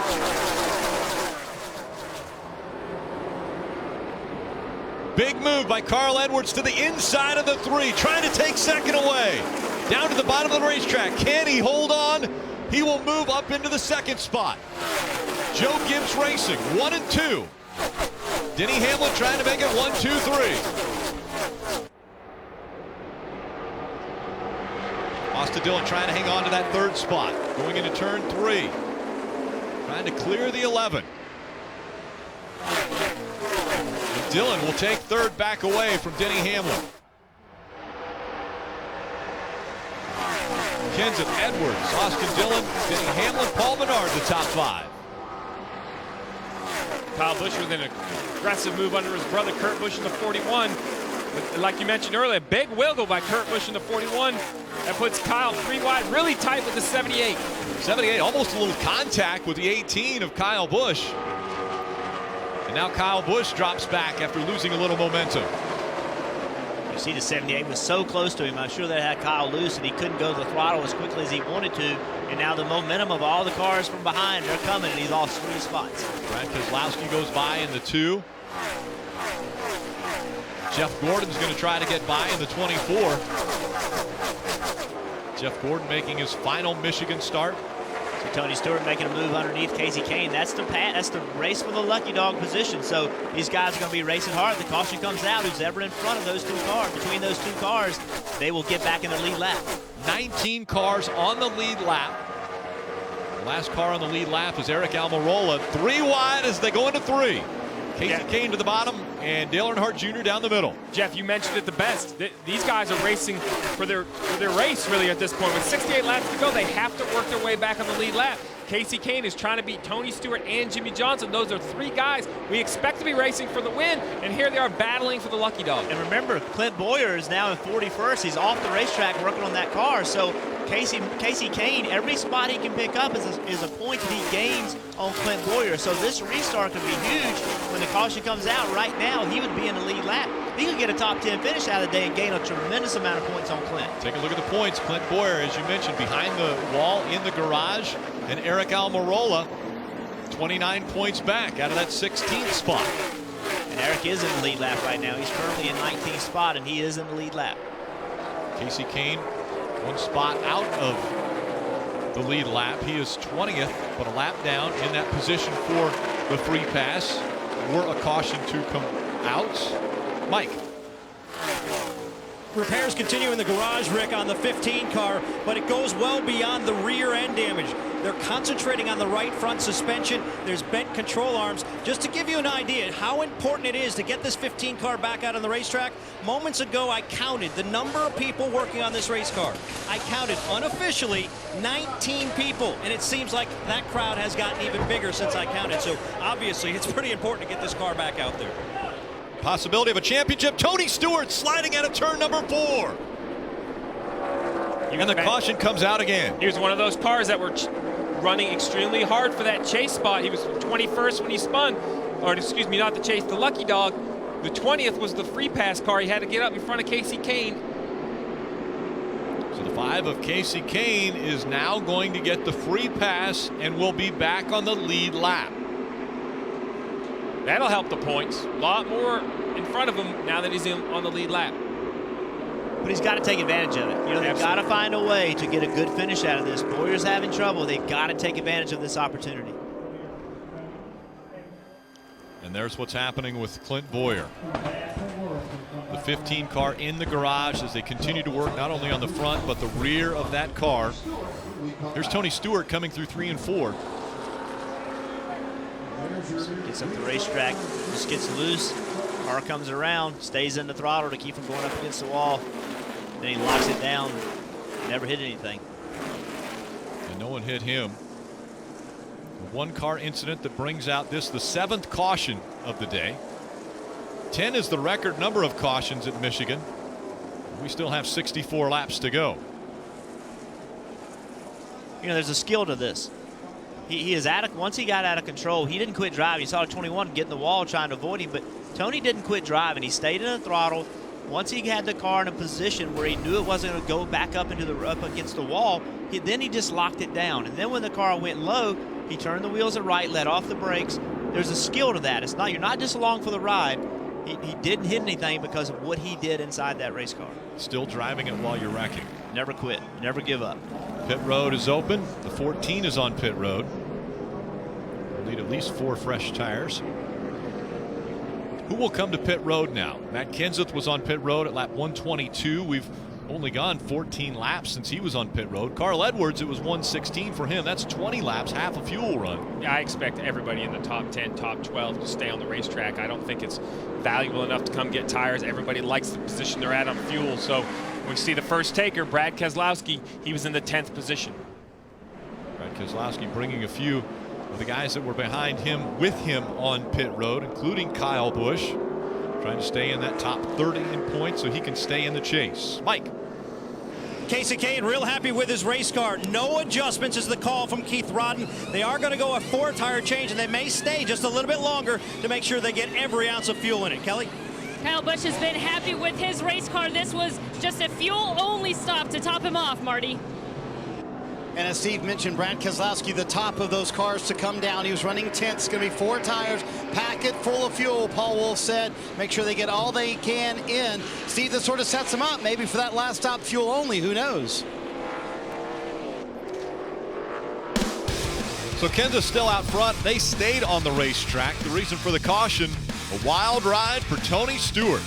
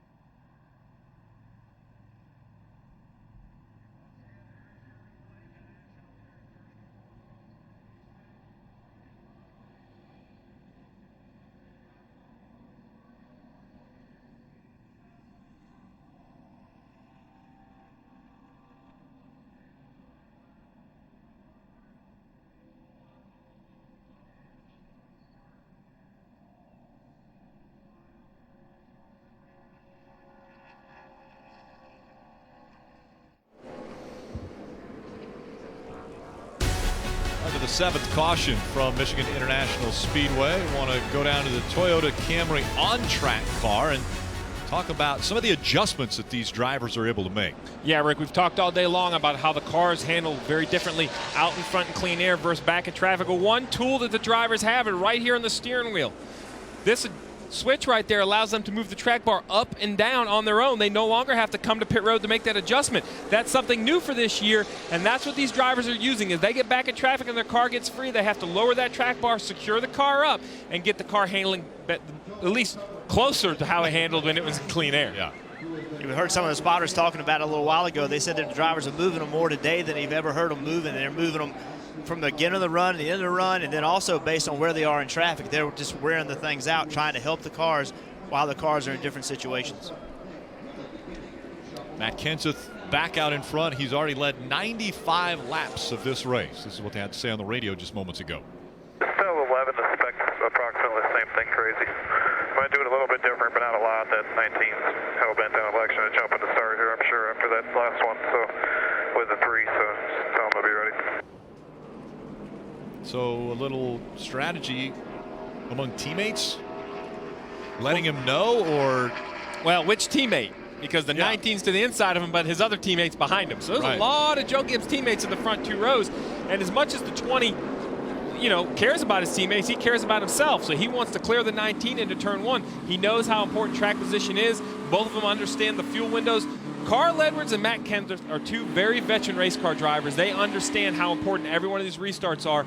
That's a perfect example of how it's just not luck. There's a strategy involved, and he's discussing that strategy with his spotter. We are on lap 140 of the Pure Michigan 400. One driver who has tried strategy quite a bit in this race has been the 3 of Austin Dillon. Here's what they had to say. Game of inches, man. This is important. We got to win a race. We got to take every inch we can get. Got to be aggressive, especially on these restarts. You can do it. There you have it, a game of inches when we talk about a 2-mile racetrack. That sounded to me like Andy Houston, his spotter, just trying to give this driver a little bit of motivation, and that's good. I mean, he's been running really well, had a good race so far, and they were just pumping him up, making sure he stayed in the game. Yeah, I can't tell. Andy and Slugger are both so. But what's happened to the 19? He's on the apron. I don't understand why he's down. Now he's going to try to come back up and take his position. Now you have to maintain a cautious pace or caution speed. The caution lights come back on. 31. Now they're saying potentially the 19 will have to go behind the 31. Inside lane. Yeah, if you slow down, and you don't maintain position, they're going to put you back. The cars can pass you. Once you slow down, that's what you're taught to do, pass. You see a car have a problem, mash the throttle and go by. Listen, go ahead, Kelly. And Carl just came over and said, no electric, no electric. One of the batteries is gone dead or something. So that's the issue there with the 19. And that wouldn't matter if the car was running, but I'm sure Carl Edwards, who's saving fuel, shut his car off, much like what we saw with AJ Allmendinger last week at Watkins Glen. When you shut the car off, you have to have battery juice to crank the car back up. That is the one scary part about saving fuel. You're right along. He shuts it down, saving fuel.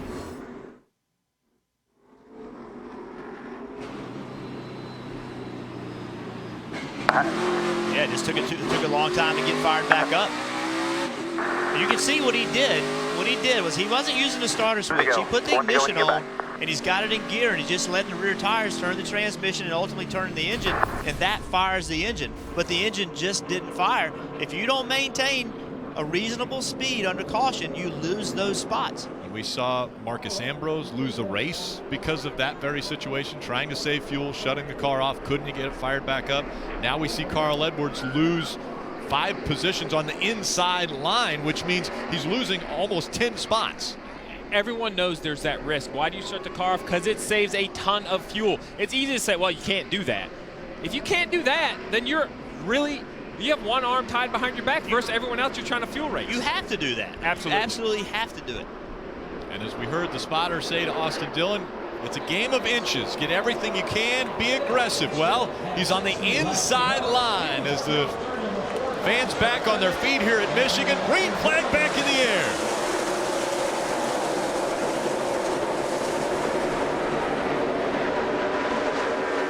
Little help from the 4 by Austin Dillon. Can he clear the 20 through 1 and 2? Austin Dillon with a great restart, and he'll take the lead at Michigan. Send a thank you basket to Kevin Harvick for that restart. He gave the 3 just a great push into turn 1. Here comes the 20 of Matt Kenseth, trying to find a way around. He goes to the high line. Is Kenseth going to be able to take the lead back? Coming out of turn number 4, Kenseth back in front. New leader, the 20. Matt Kenseth. What a run by the 20. Now Austin Dillon will look to the inside once again. Kenseth out front. Dillon running second. Harvick, Hamlin, Truex Jr. the top 5. 58 laps to go at Michigan. They all still have to come to pit road again. See how much the 3-car gains on the straight. That's the idea of this package. Give the car that's trailing an opportunity to have an advantage somewhere. Way up the racetrack is Kurt Busch in the 41. Let's have a tire down or a mechanical issue. Just gonna try to get to pit road. All right, last one, come on. Heard the spotter say last one. That means he was clear. And here comes the 3 again. Austin Dillon to the bottom of the racetrack with the momentum. But on the top, the 20 of Kenseth hangs on to the lead. He's not done yet, though. The 3 side draft in the 20, trying to get the momentum back. Using the side draft perfectly. Austin Dillon with the nose in front of the 20, but here comes Kenseth again on the high side. Kenseth once again clears him. You see Kenseth made a big move to the left to try to break that draft, try to keep the 3-car from being able to pull up on him. But here the 3-car is right to his rear bumper again, getting into 1. That's what I keep seeing, Jeff, is the 20 has momentum. And in the past, we would see the 20 pull away from the 3 down the straightaways with the momentum. But when the 3 pulls up into that draft, he instantly gains the momentum back and stays close. At that time, you saw some flames shoot out the right side of the 3, the exhaust pipe. He had to get out of the gas, getting into turn number 1, lost a lot of momentum on the 20. That's why there's a big gap now between the 2. But to Steve's point, what he just said a minute ago, if you can break even in the corner, if Austin Dillon can run the same speed through the corner as Matt Kenseth, he will have an advantage on the straight. That's what it's hard to do because you're losing that air when you are in second, but that's the whole key. Try to maintain position and then use the straights as an advantage. 27 of Paul Menard has been dropping back. Menard was running 6th. This is the shot I want to see, Rick, though. Now the 3 is 4, 5, 6 car lengths back. Can he use that draft as we see the 78 of Martin Truex? We talked about how fast of a car he has here today. Inside the 11 of Denny Hamlin, completing the pass, trying to get that track position back. And the 19, after having a miscue under caution, restarted 11th. He's back up to 4th. You see the Did 11 that 3 laps. in on the 78 on the straight. Race leader, Matt Kenseth, has a 7/10 of a second lead over Austin Dillon. Kevin Harvick running 3rd. Carl Edwards up to 4th. Truex Jr. 5th. Take a look back at Carl Larson. We talked about restarts being important. Watch Kyle Larson on the outside. Look how loose he gets right here. The only thing that saved him spinning out was the wall. He ended up getting the right rear. I think he got the right rear in the wall right here. That pulled him back around. Look at this. Saved it. Never hit with the right front. Lost a lot of spots, but it could have been a lot worse. You call that loose, I call that crashed. That is a heck of a sideways. save. Paul Menard still trying to get by the 11. Denny Hamlin. And as the laps continue to wind down, it seems as though these drivers are figuring out this high drag package. We saw it with Austin Dillon, able to get up next to Kenseth, able to make the pass on Kenseth, then Kenseth able to return the favor and get back out in front. Some of these drivers waiting for 2 to get side by side in front of him, then slingshotting past both of the drivers. That was a perfect example. We could talk about the package in the air, but these drivers know what they're doing as well. Denny Hamlin hasn't run the white line in 3 and 4 in the last 3 laps. But as the 27 looked low into turn 3, what's the 11 do, Jeff? He rolls all the way down to that white line, shuts the air off to the 27. That's part of defensive driving. That's what he's doing to try to pull away from Paul Menard. Paul Menard running 7th. You get to see all the action, though, as we go NASCAR nonstop here on NBCSN.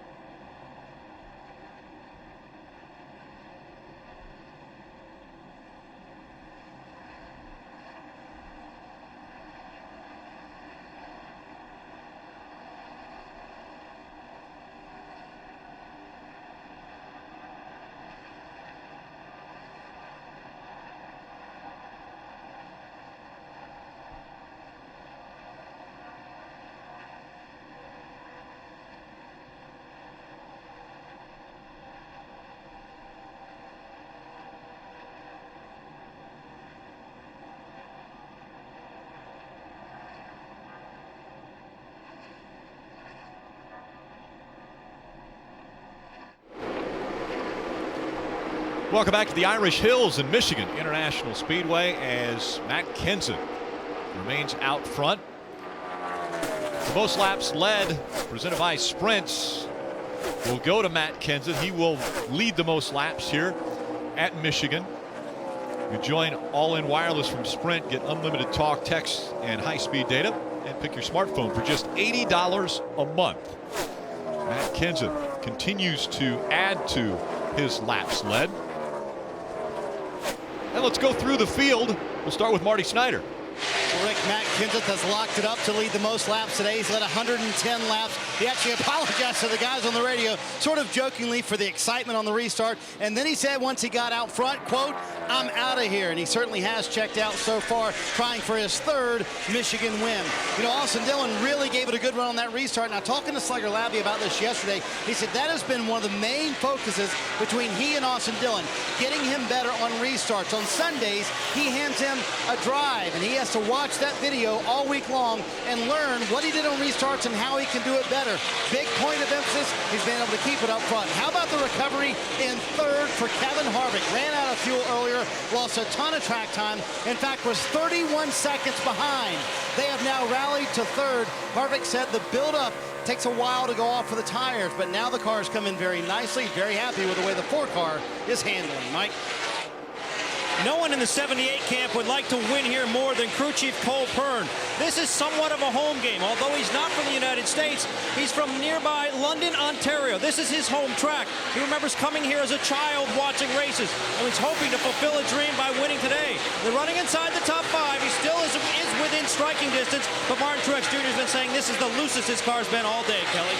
Carl Edwards restarted 11th. Remember, he couldn't get his car to refire under that last caution. They think that he had drained the battery dead. Well, now Carl came on the radio and said, "I feel like I picked up a bunch of drag or something," telling crew chief Darian Grubb that he feels like he's lost about 25 horsepower going down the straightaway. Don't know what's causing it yet, Dave. Kelly, that battle between Denny Hamlin and Paul Menard has subsided right now, and it sort of plays out to what Dave Rogers told me this morning. Our car will have decent speed, and it will be comfortable to drive. That's one of the reasons why Hamlin was able to get the advantage for now. As for Paul Menard, I asked Justin Alexander, his crew chief, this morning why he thought Paul was good here.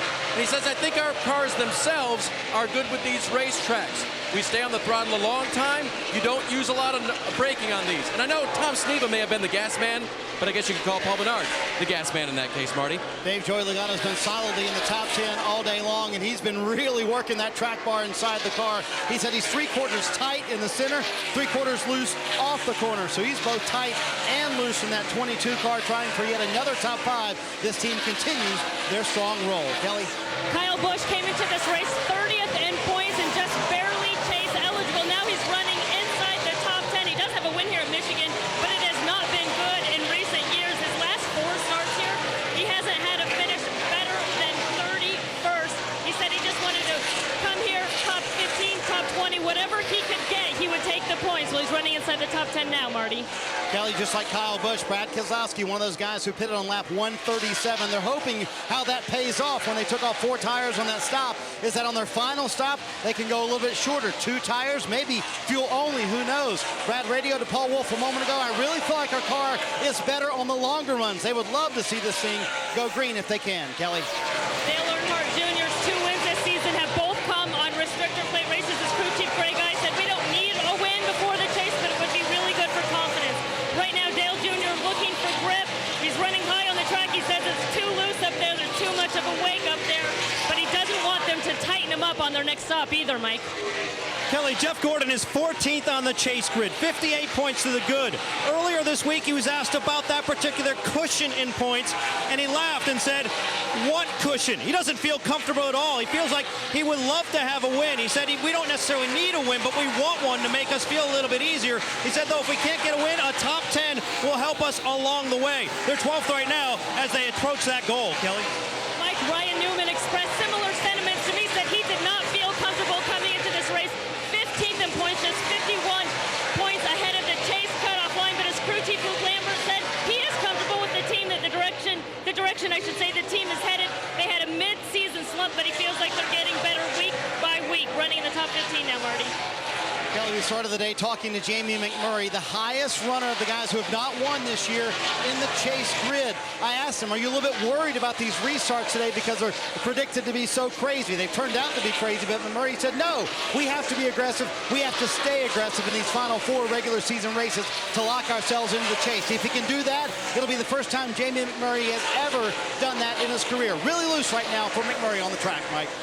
Marty, since getting back on the lead lap, there's been renewed energy in the 5 camp. They feel like they can make a charge and make some gains here. The next stop, there's a plan for a 2-tire change and 1 can of fuel. They're going to play the track position game. That's exactly what they want to do. They want to stay as close to the front, cash in on as many points as possible today.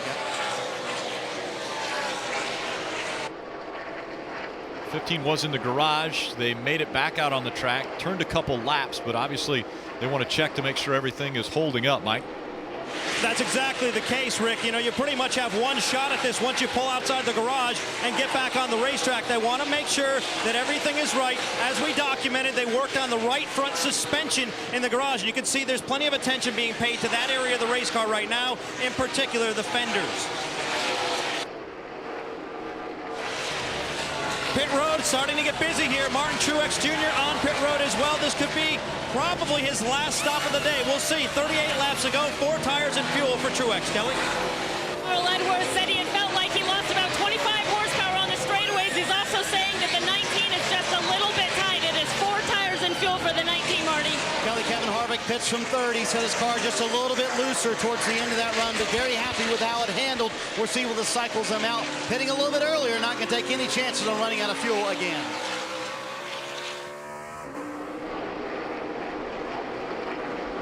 Austin Dillon giving up second to come to pit road.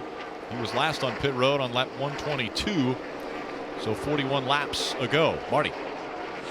Austin Dillon and Joey Logano coming down pit road here at the same time. Austin said on the radio, just needs to turn in the front just a little bit more. You're going to see a wedge adjustment here, trying to loosen him up just a little bit. Not much. He's fairly happy with how the car is handling. And 4 tires for Austin Dillon.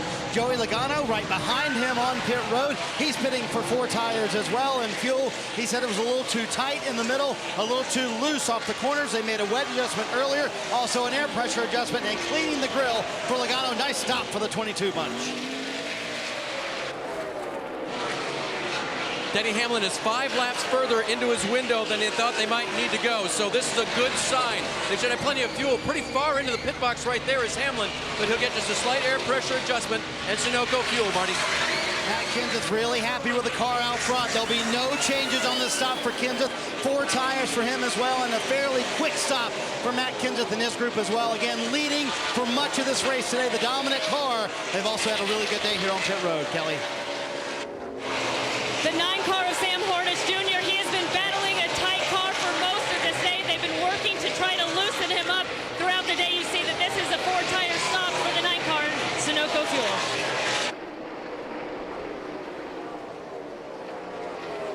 Sam Hornish Jr., one of those drivers that wants to be a spoiler, potentially steal a win here at Michigan, as you see the 48 come in front of your pit stall, Mike. It's been an adventure for Jimmie Johnson today. He had a cut-down tire at one point. He overshot his pit stall at another point. This time, though, it looks like a pretty good stop. Looking at a 4-tire change on the 48 team. No adjustments, and he's off the jet. Any strategy playing out that you guys are seeing as we stay green? It's been pretty straightforward at this point. All of these guys that have pitted have felt that they're in their final fuel window. Everyone has taken 4 tires. The question will be with Kyle Busch and Brad Keselowski running longer if they're going to take less than 4 tires. Mike? Kasey Kahne on pit road now. They're going to make a chassis adjustment. You can see the wedge wrench was put in. Right side service complete. They swing around to the left side. A 4-tire change, also an air pressure adjustment for Kasey Kahne. Kyle Larson coming down pit road, and they said his car was extremely loose on this run. They're going to go right side tires, 2 tires only for Kyle Larson. Again, this is the group of cars that pitted lap 137. They took 4 earlier. This is a long stop for 2 tires. They took 4 earlier because they thought they could take a shorter stop this time around. That's why they took 2 here. Yeah, Marty, it seems like a long stop for 2 tires, but you have to remember it's really all dictated off fuel. So while it didn't look like the cleanest 2-tire stop, they have to put enough fuel in, and at 10.5 seconds, it was still 2.5, 3.5 seconds faster than perhaps the 4-tire stop would have been. With 33 laps to go, they have to have that much fuel on board in case we do go green the whole way. And the big loser in that pit sequence was Austin Dillon in the 3 car. He came in running second, and now he went all the way back to 4th. They had a little bit of a slow pit stop, and now you see Denny Hamlin getting around him. So when the opportunity was there for them to have a good pit stop and maybe gain on the 20, they actually had a little bit of a slow one and lost on the 20. Mike. Jeff Gordon's last stop was lap 122. Alan Gustafson calling for 4 scuffed tires on this stop. As much fuel as they could possibly get in for this final run. He's away. 12.8 seconds for the 24 team. We mentioned the 3 of Austin Dillon and not the stop that they were hoping for. And he comes in, the right side goes up, everything looks good, but you can see right here the right front is slow. Took a while to get the right front out. The right rear is already changing the tires, and the left front's just now coming around, so trouble on the right front. And Austin Dillon has dropped all the way back to 12th now after that stop. Still to come to pit road, though, will be Kyle Busch, Brad Keselowski, Dale Earnhardt Jr., Ryan Newman, Eric Almirola, Jamie McMurray, David Reagan, Matt Kenseth. He is the first one that has come with the idea of being able to make it on fuel. So Matt Kenseth running in the 8th position. So a lot of strategy playing out, as well as the guys up front. Brad Keselowski, Kyle Busch, but the 88 on pit road now, Kelly. Comes the 88 of Dale Earnhardt Jr. He said it was a little bit loose, but he didn't want Greg Ives to tighten him up, or he said, I won't be able to drive the car at all. The call has been for right side tires only and fuel for the 88.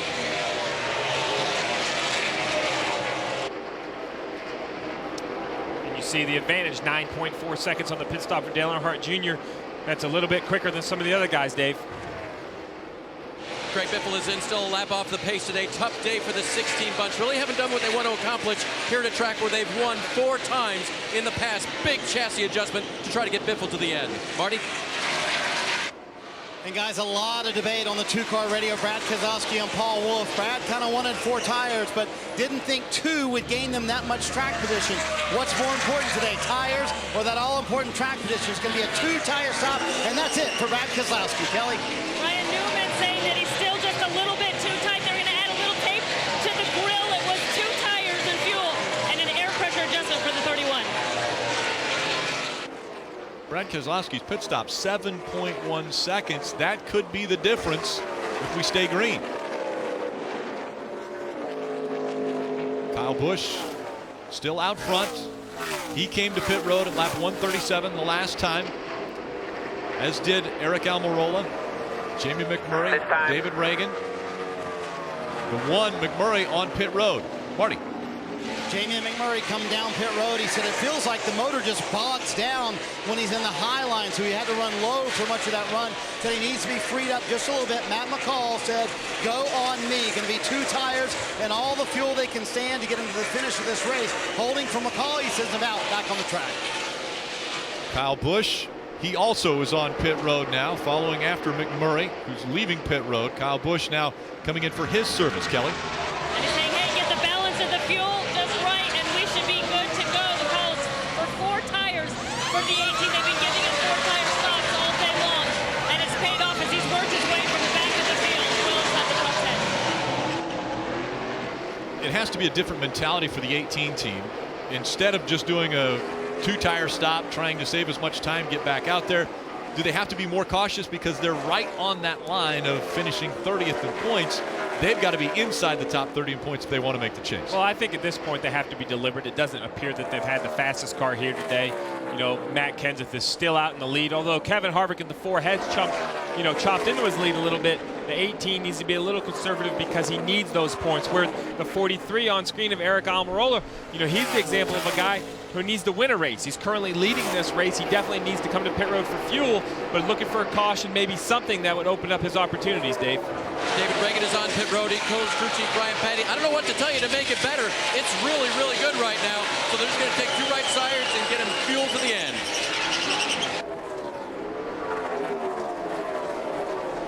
And still 16 cars on the lead lap as Aric Almirola stays out on track. As you mentioned, he'll have to come to pit road soon.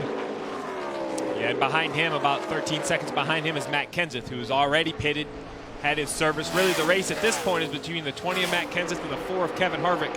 They're running second and third on the racetrack, but with Aric Almirola needing fuel, the assumption will be that that's the race. And those two are separated by 3 seconds right now. There's Matt Kenseth. You also see the 15. Clint Bowyer back out on the racetrack. They've got to make sure they maintain 43.19 seconds. That's the minimum speed to be on the track. As we see Aric Almirola, he comes to pit road now, Dave. And Aric told his crew chief, Trent Owens, we've worked so hard to get where we are. Let's not be too aggressive on fuel. So they bring him in just a little bit early. Trent told me this morning they changed everything on this race car from practice, and they went from a 30th starting position to running the top 10 most of the afternoon. It may not be the win that Aric Almirola needs, but it was a big improvement over where they started the weekend at Michigan. So the green flag pit stops have cycled through. Matt Kenseth back out front. Kevin Harvick 3.7 seconds back in second. Martin Truex Jr., Denny Hamlin, and Austin Dillon, the top 5 at Michigan.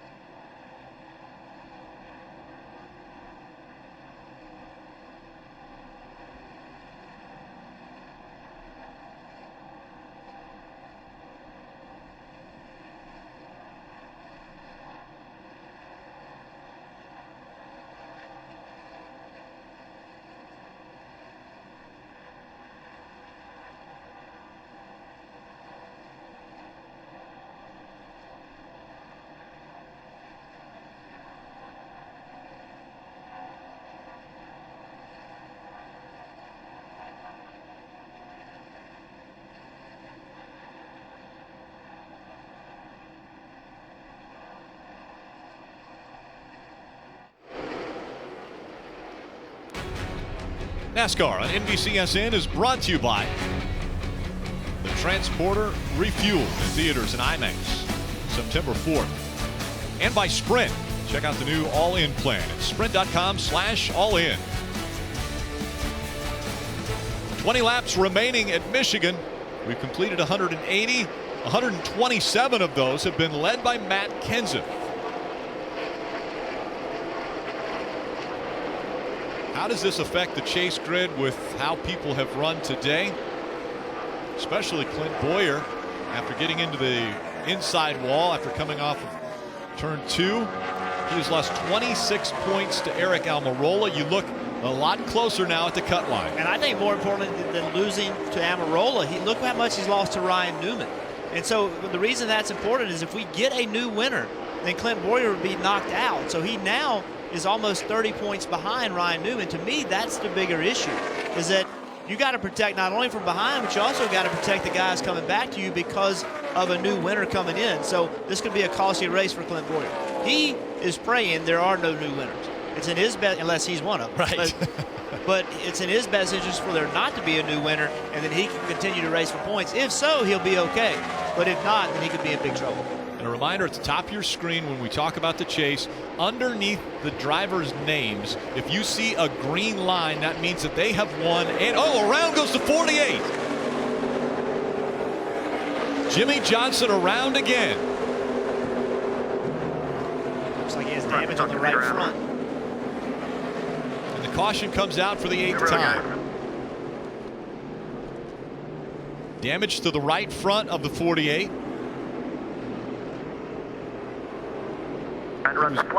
He was running 22nd and into the first stall, which is their stall. David Reagan in the 55 will receive the free pass as they will go to work on the 48. Yeah, that splitter bar is pushed back. That's what he was hitting with that large hammer. That bar is really tough, though. It takes a lot of force to bend one back towards the right front tire. Really, you see how much more difficult it was to get the right front tire out. Really hard to try to get bent back forward. And that splitter bent over beneath the car as well. Take another look at what happened. Just lost it all by himself, like we saw Tony Stewart do, very similar. And he got in the grass, and the grass is what damaged the nose. So he lost it all by himself, and the penalty for being in the grass, it just destroyed the front end, much like we saw with Kyle Busch in practice. But you know, this team isn't in sync. They're not running well. They don't have the speed. They're making mistakes.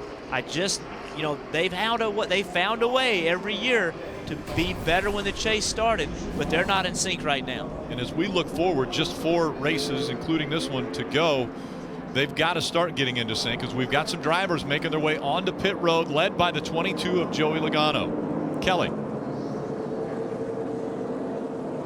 As we see Dale Earnhardt Jr. making his way down pit road, he had been pretty happy with his car. This is going to be a 4-tire stop for the 88 to give him fresh rubber for these last 16 laps of this race, Marty.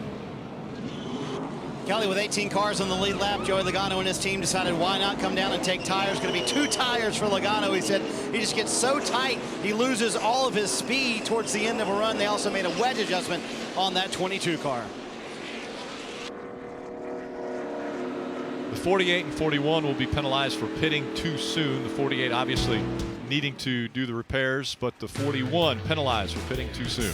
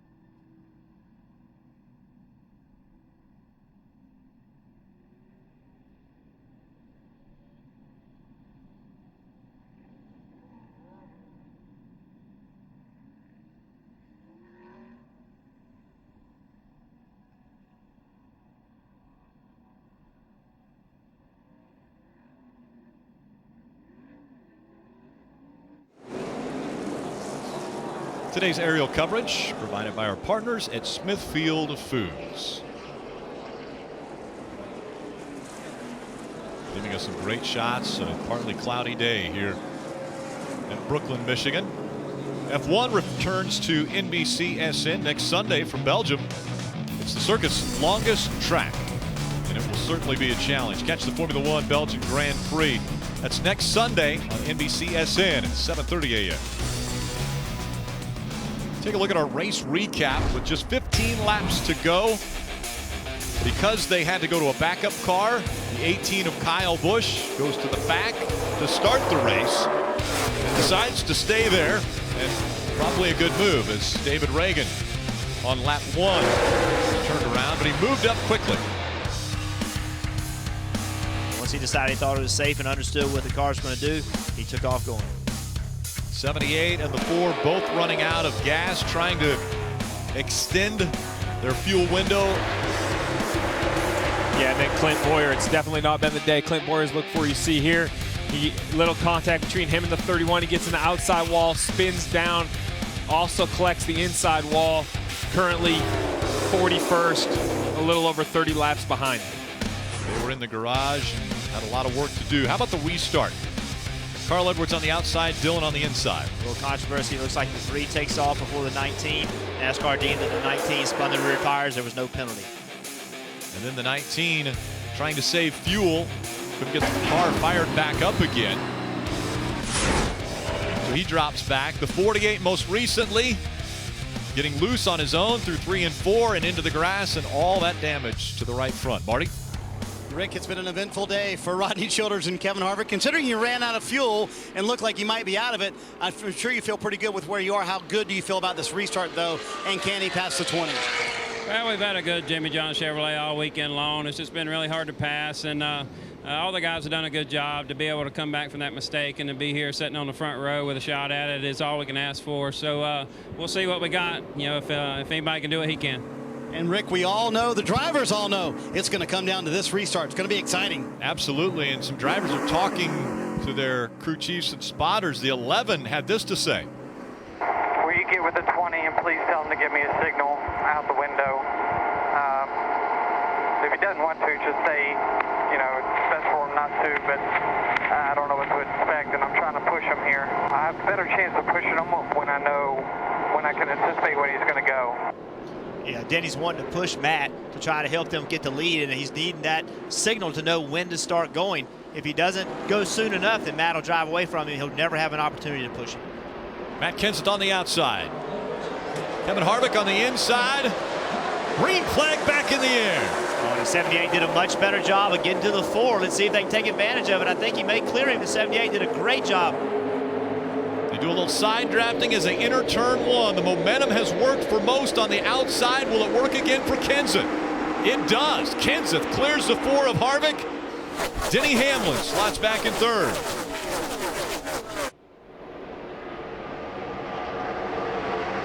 Into turn number 3, jockeying for position. Brad Keselowski way up the racetrack, very loose through 3 and 4. Lost a lot of momentum and falling back a few positions as Jeff Gordon is able to get by him. As does the 31. Ryan Newman all the way down to the apron. Goes Dale Earnhardt Jr. in the 88. Kenseth, Harvick, Hamlin, Truex Jr. and Austin Dillon the top 5.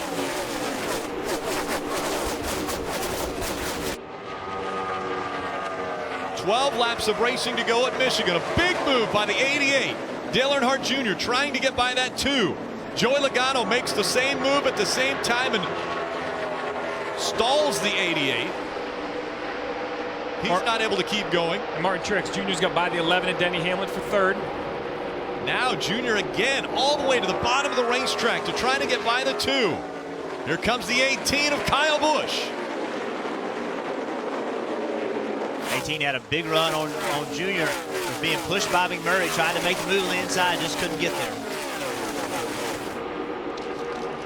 So Kenseth has a 7/10 of a second lead over Kevin Harvick. The high drag package at Michigan. Will it give Harvick an opportunity to catch back up? Austin Dillon trying to get by. The 11 of Denny Hamlin to take that 4th spot away. Hamlin trying to hold on to it. Austin was about 4 inches away from having him cleared where he could have pulled up in front of him. Didn't quite clear him. Trying to get it done, getting into the 1. Yeah, at the front of the pack, guys, that's the first lap that Kevin Harvick in 2nd has run faster than the leader, Matt Kenseth. Trying to reel him back in. Under 10 laps to go. So Austin Dillon was able to make the pass. It looks as though they're using side drafting to try to slow the car down in front of them to make the pass or to complete the pass. Yeah, there's just so much drag on the cars, and as we talked about before, 2 cars side by side make a lot more drag. So if a car's underneath you, the thing you want to do is just get as close to him as you can to slow his momentum down. There you look at the speeds at the line. Kenseth with the fastest lap. Harvick, Truex Jr. second and third with the second and third fastest laps.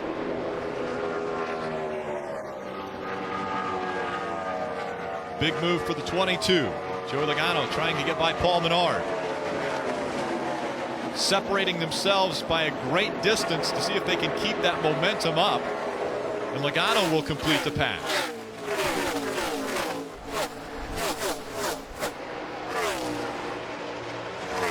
Kenseth keeping the same distance between himself and Harvick. 0.7 of a second separating the two that time by. Harvick was faster.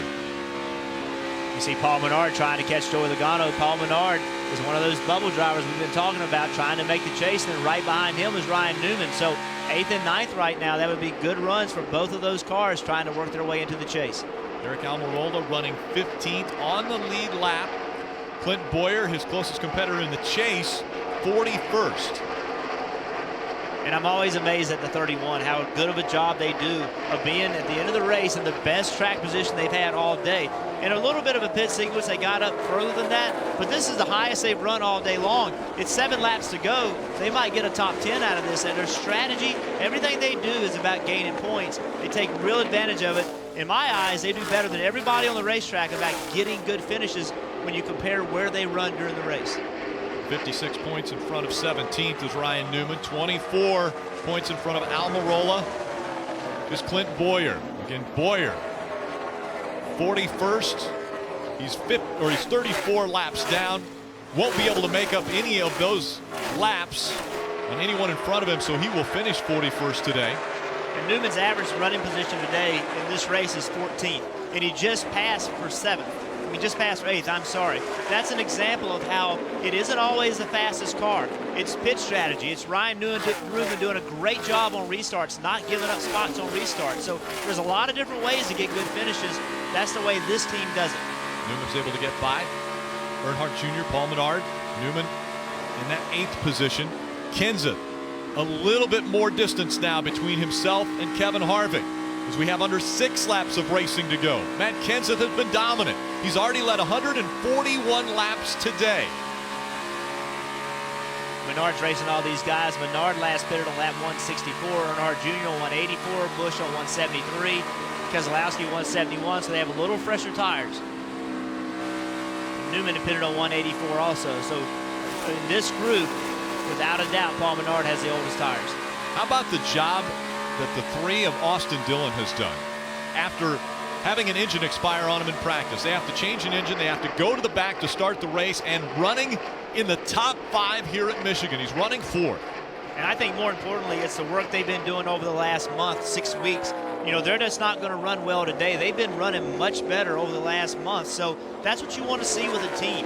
I said it earlier, I think this is the most improved team on the racetrack. They're starting to get top 10s. They're starting to consistently run in the top 10. That's what you want to see. That's real improvement. You can get a good race every now and then, but when you can start stringing them together, stringing good runs together, that's when you know you're starting to have real lasting improvements. Only 1 career top 5 for Austin Dillon, trying to make that 2 today. Dale Earnhardt Jr. passed by the 2 of Brad Keselowski. Kevin Harvick running 2nd here at Michigan. 5 times before he has finished 2nd. Yeah, and Matt Kenseth continues to extend his lead. It's up to 1.3 seconds now. Really just managing it with 3 to go.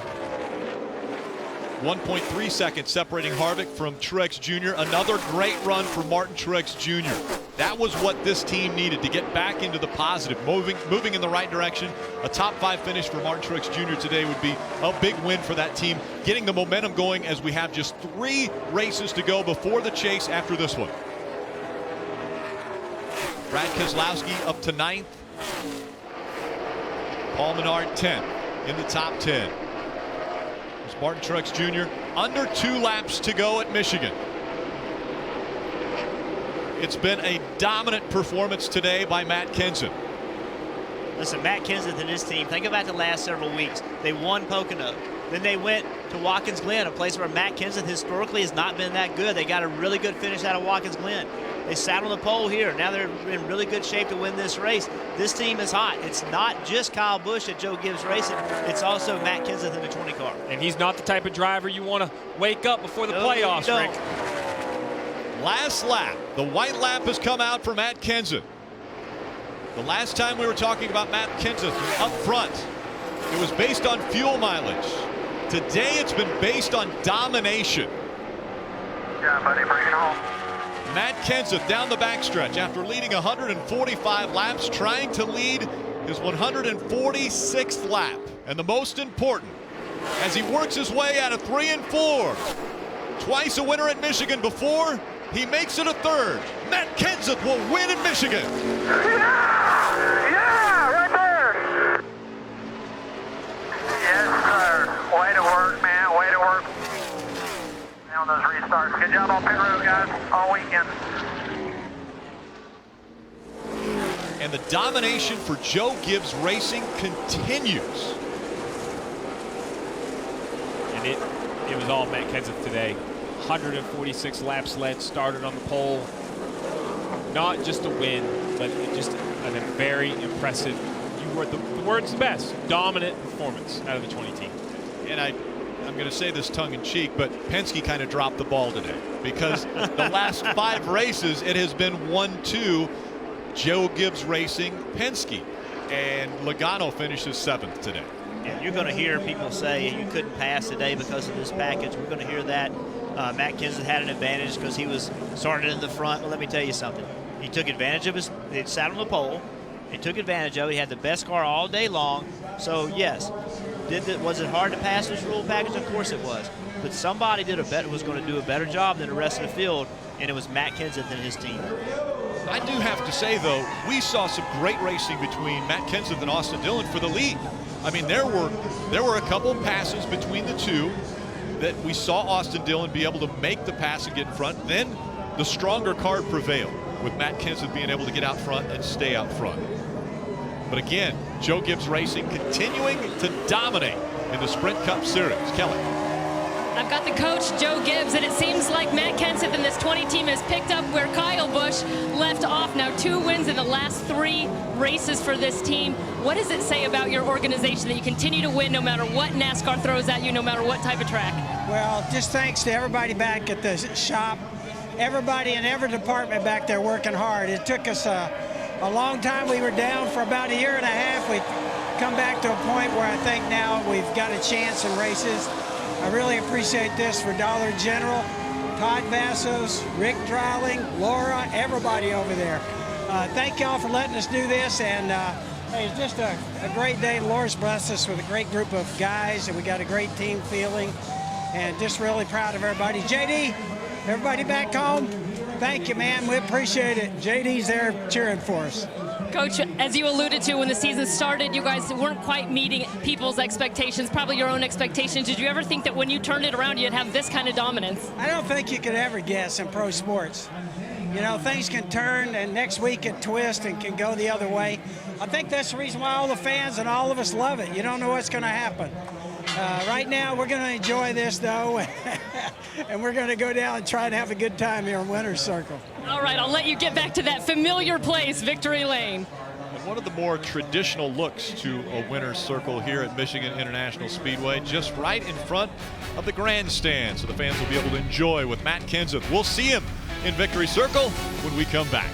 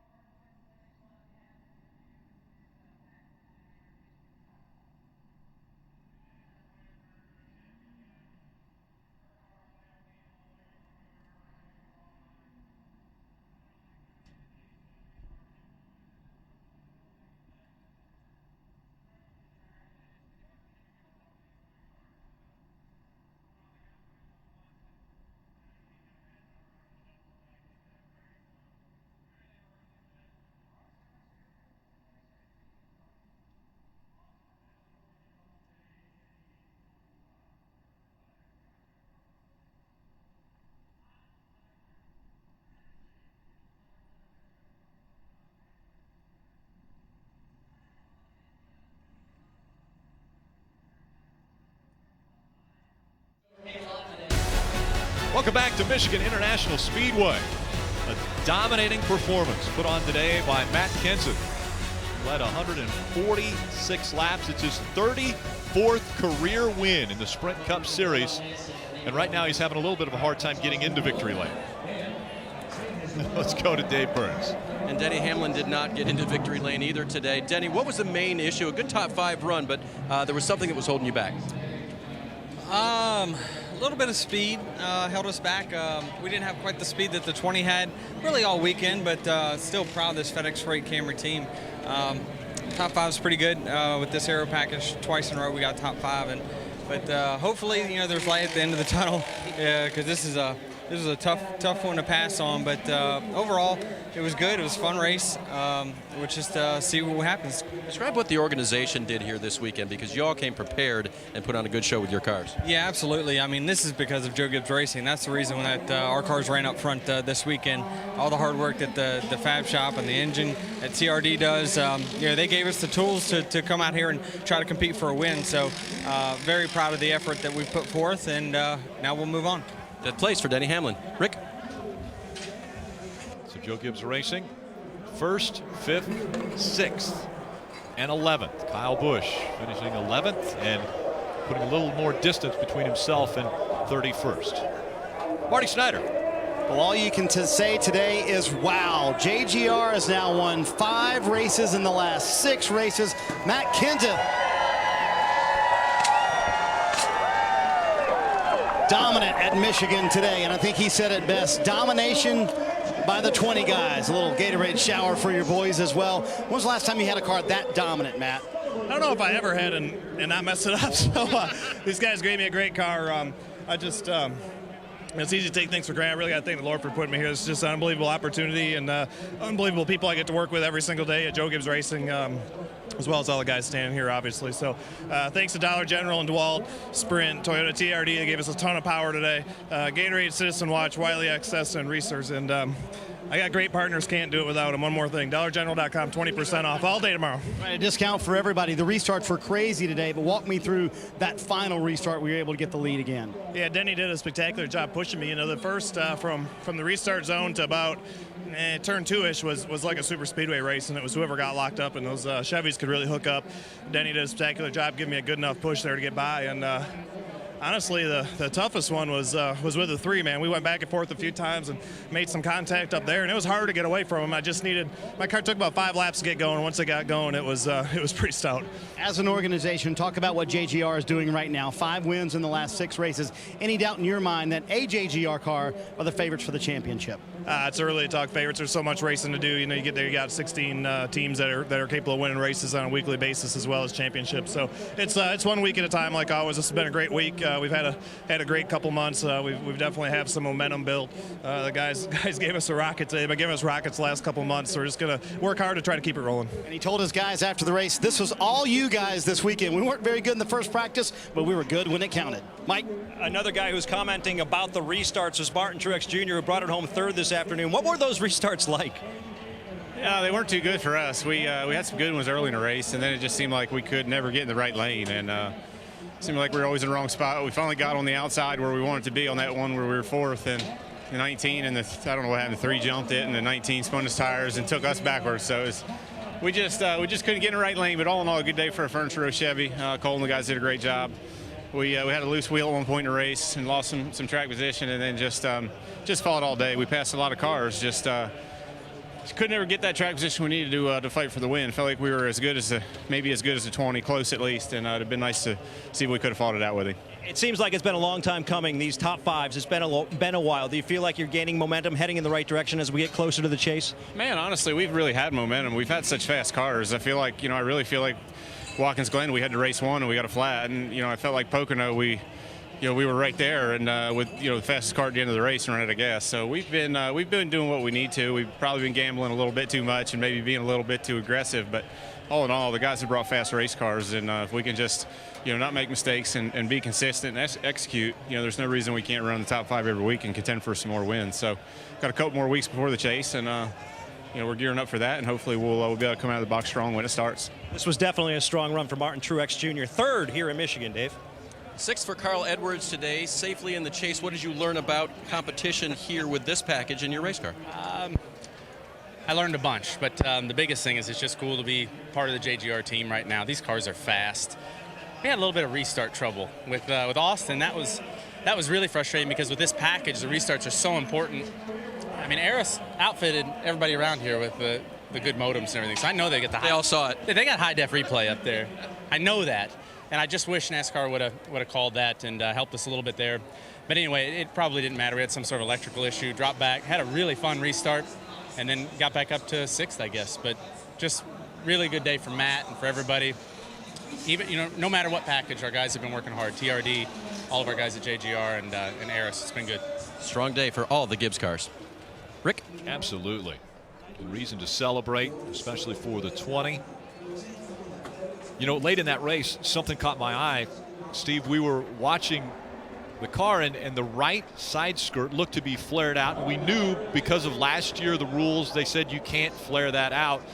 But you've looked back at it, and you've seen how this happened. Yeah, the competitor in me saw it in the closing laps, and I wanted to know how that side skirt got to where it was. There's a distinct rule that says you can't flare these side skirts on purpose, but we're going to see here at the lap 100 pit stop for the 20 of Matt Kenseth. As you watch the jack man, he's attempting to put the jack under the jack post. He misses. It peels the side skirt up. He slides it back underneath. He catches the post.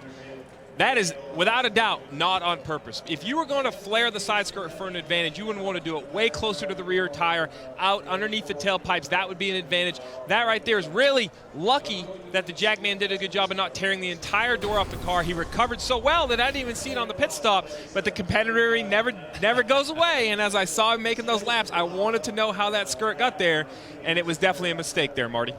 Well, let's talk to Jason Radcliffe about that. A lot of people talking about that right side skirt. When did that happen and what happened?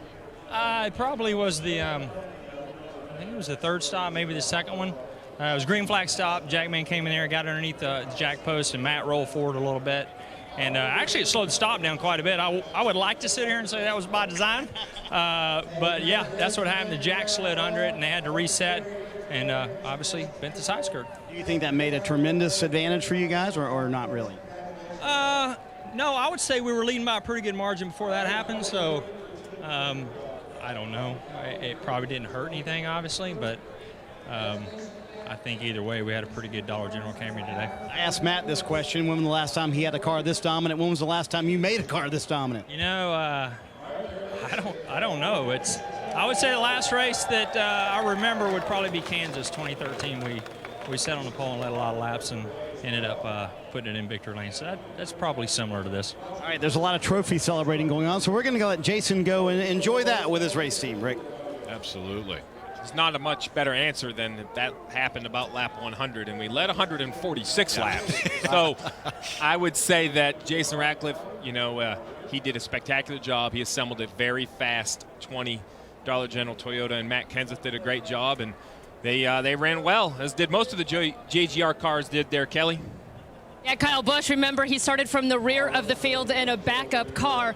You bring it home in 11th, Kyle. You pad that points position over 30th place. How successful was this day for you? It was a success. It wasn't what we wanted, no doubt. We had a really, really fast car yesterday in practice, and I screwed up and wrecked that car. So it was a winning car, maybe not the winning car, but congratulations to our teammate Matt Kenseth and the 20 bunch. It's really good times for Joe Gibbs Racing right now. Guys are doing awesome. So our Interstate Batteries Toyota Camry was good today. A lot better car than I expected to have. So real proud of all my guys. Can't thank them enough for all the long hours they put in last night and this morning to get me prepared and ready with a good piece to go out there and do our best. And if all things worked out a little bit better, maybe we would have finished 4th or 5th. But where we ended up there, just outside the top 10, doesn't matter. We just got to continue on with our points gathering and go on to next week. All right, a solid day for the 18 team, Rick. Very impressive. We'll take a look at the results. Matt Kenseth, Kevin Harvick, Horton Truex Jr., Austin Dillon, Denny Hamlin, all top 5 finishes today. The second top 5 finish in the career of Austin Dillon. Kyle Busch, we just talked to Kyle Busch. Great recovery starting last on the day. Paul Menard, Kyle Larson, Eric Almirola, 14th, and Casey Kane. I know 15th isn't great, but that's a rebound from the tough luck they've had in the last few weeks. Sam Hornish finishing on the lead lap in 19. Greg Biffle had a disappointing day. I know they had high hopes coming into Michigan, a place they've been so good. Yeah, the big picture when you look at some of these drivers, Jimmie Johnson, a bad finish for that team, comes home 39th, but even worse, the 41st finish for Clint Bowyer, finishing 41st. And of course, Clint Bowyer right on the bubble. He's on that cut line, 16th, now only 23 points in front of Eric Almirola. Yeah, and with 3 races still before we set the chase at completely different racetracks, Bristol, Darlington, Richmond, there's a lot yet to be determined on who's going to make the playoffs. And for more post-race coverage, we go to our infield studio. We send it over to Chris Devoto, Kyle Petty, and Brian Vickers. This copyrighted telecast may not be reproduced, retransmitted, or used in any form without the authorized written consent of NASCAR Broadcasting. NASCAR would like to thank all of our loyal fans for your continued support, and we hope you enjoyed today's broadcast.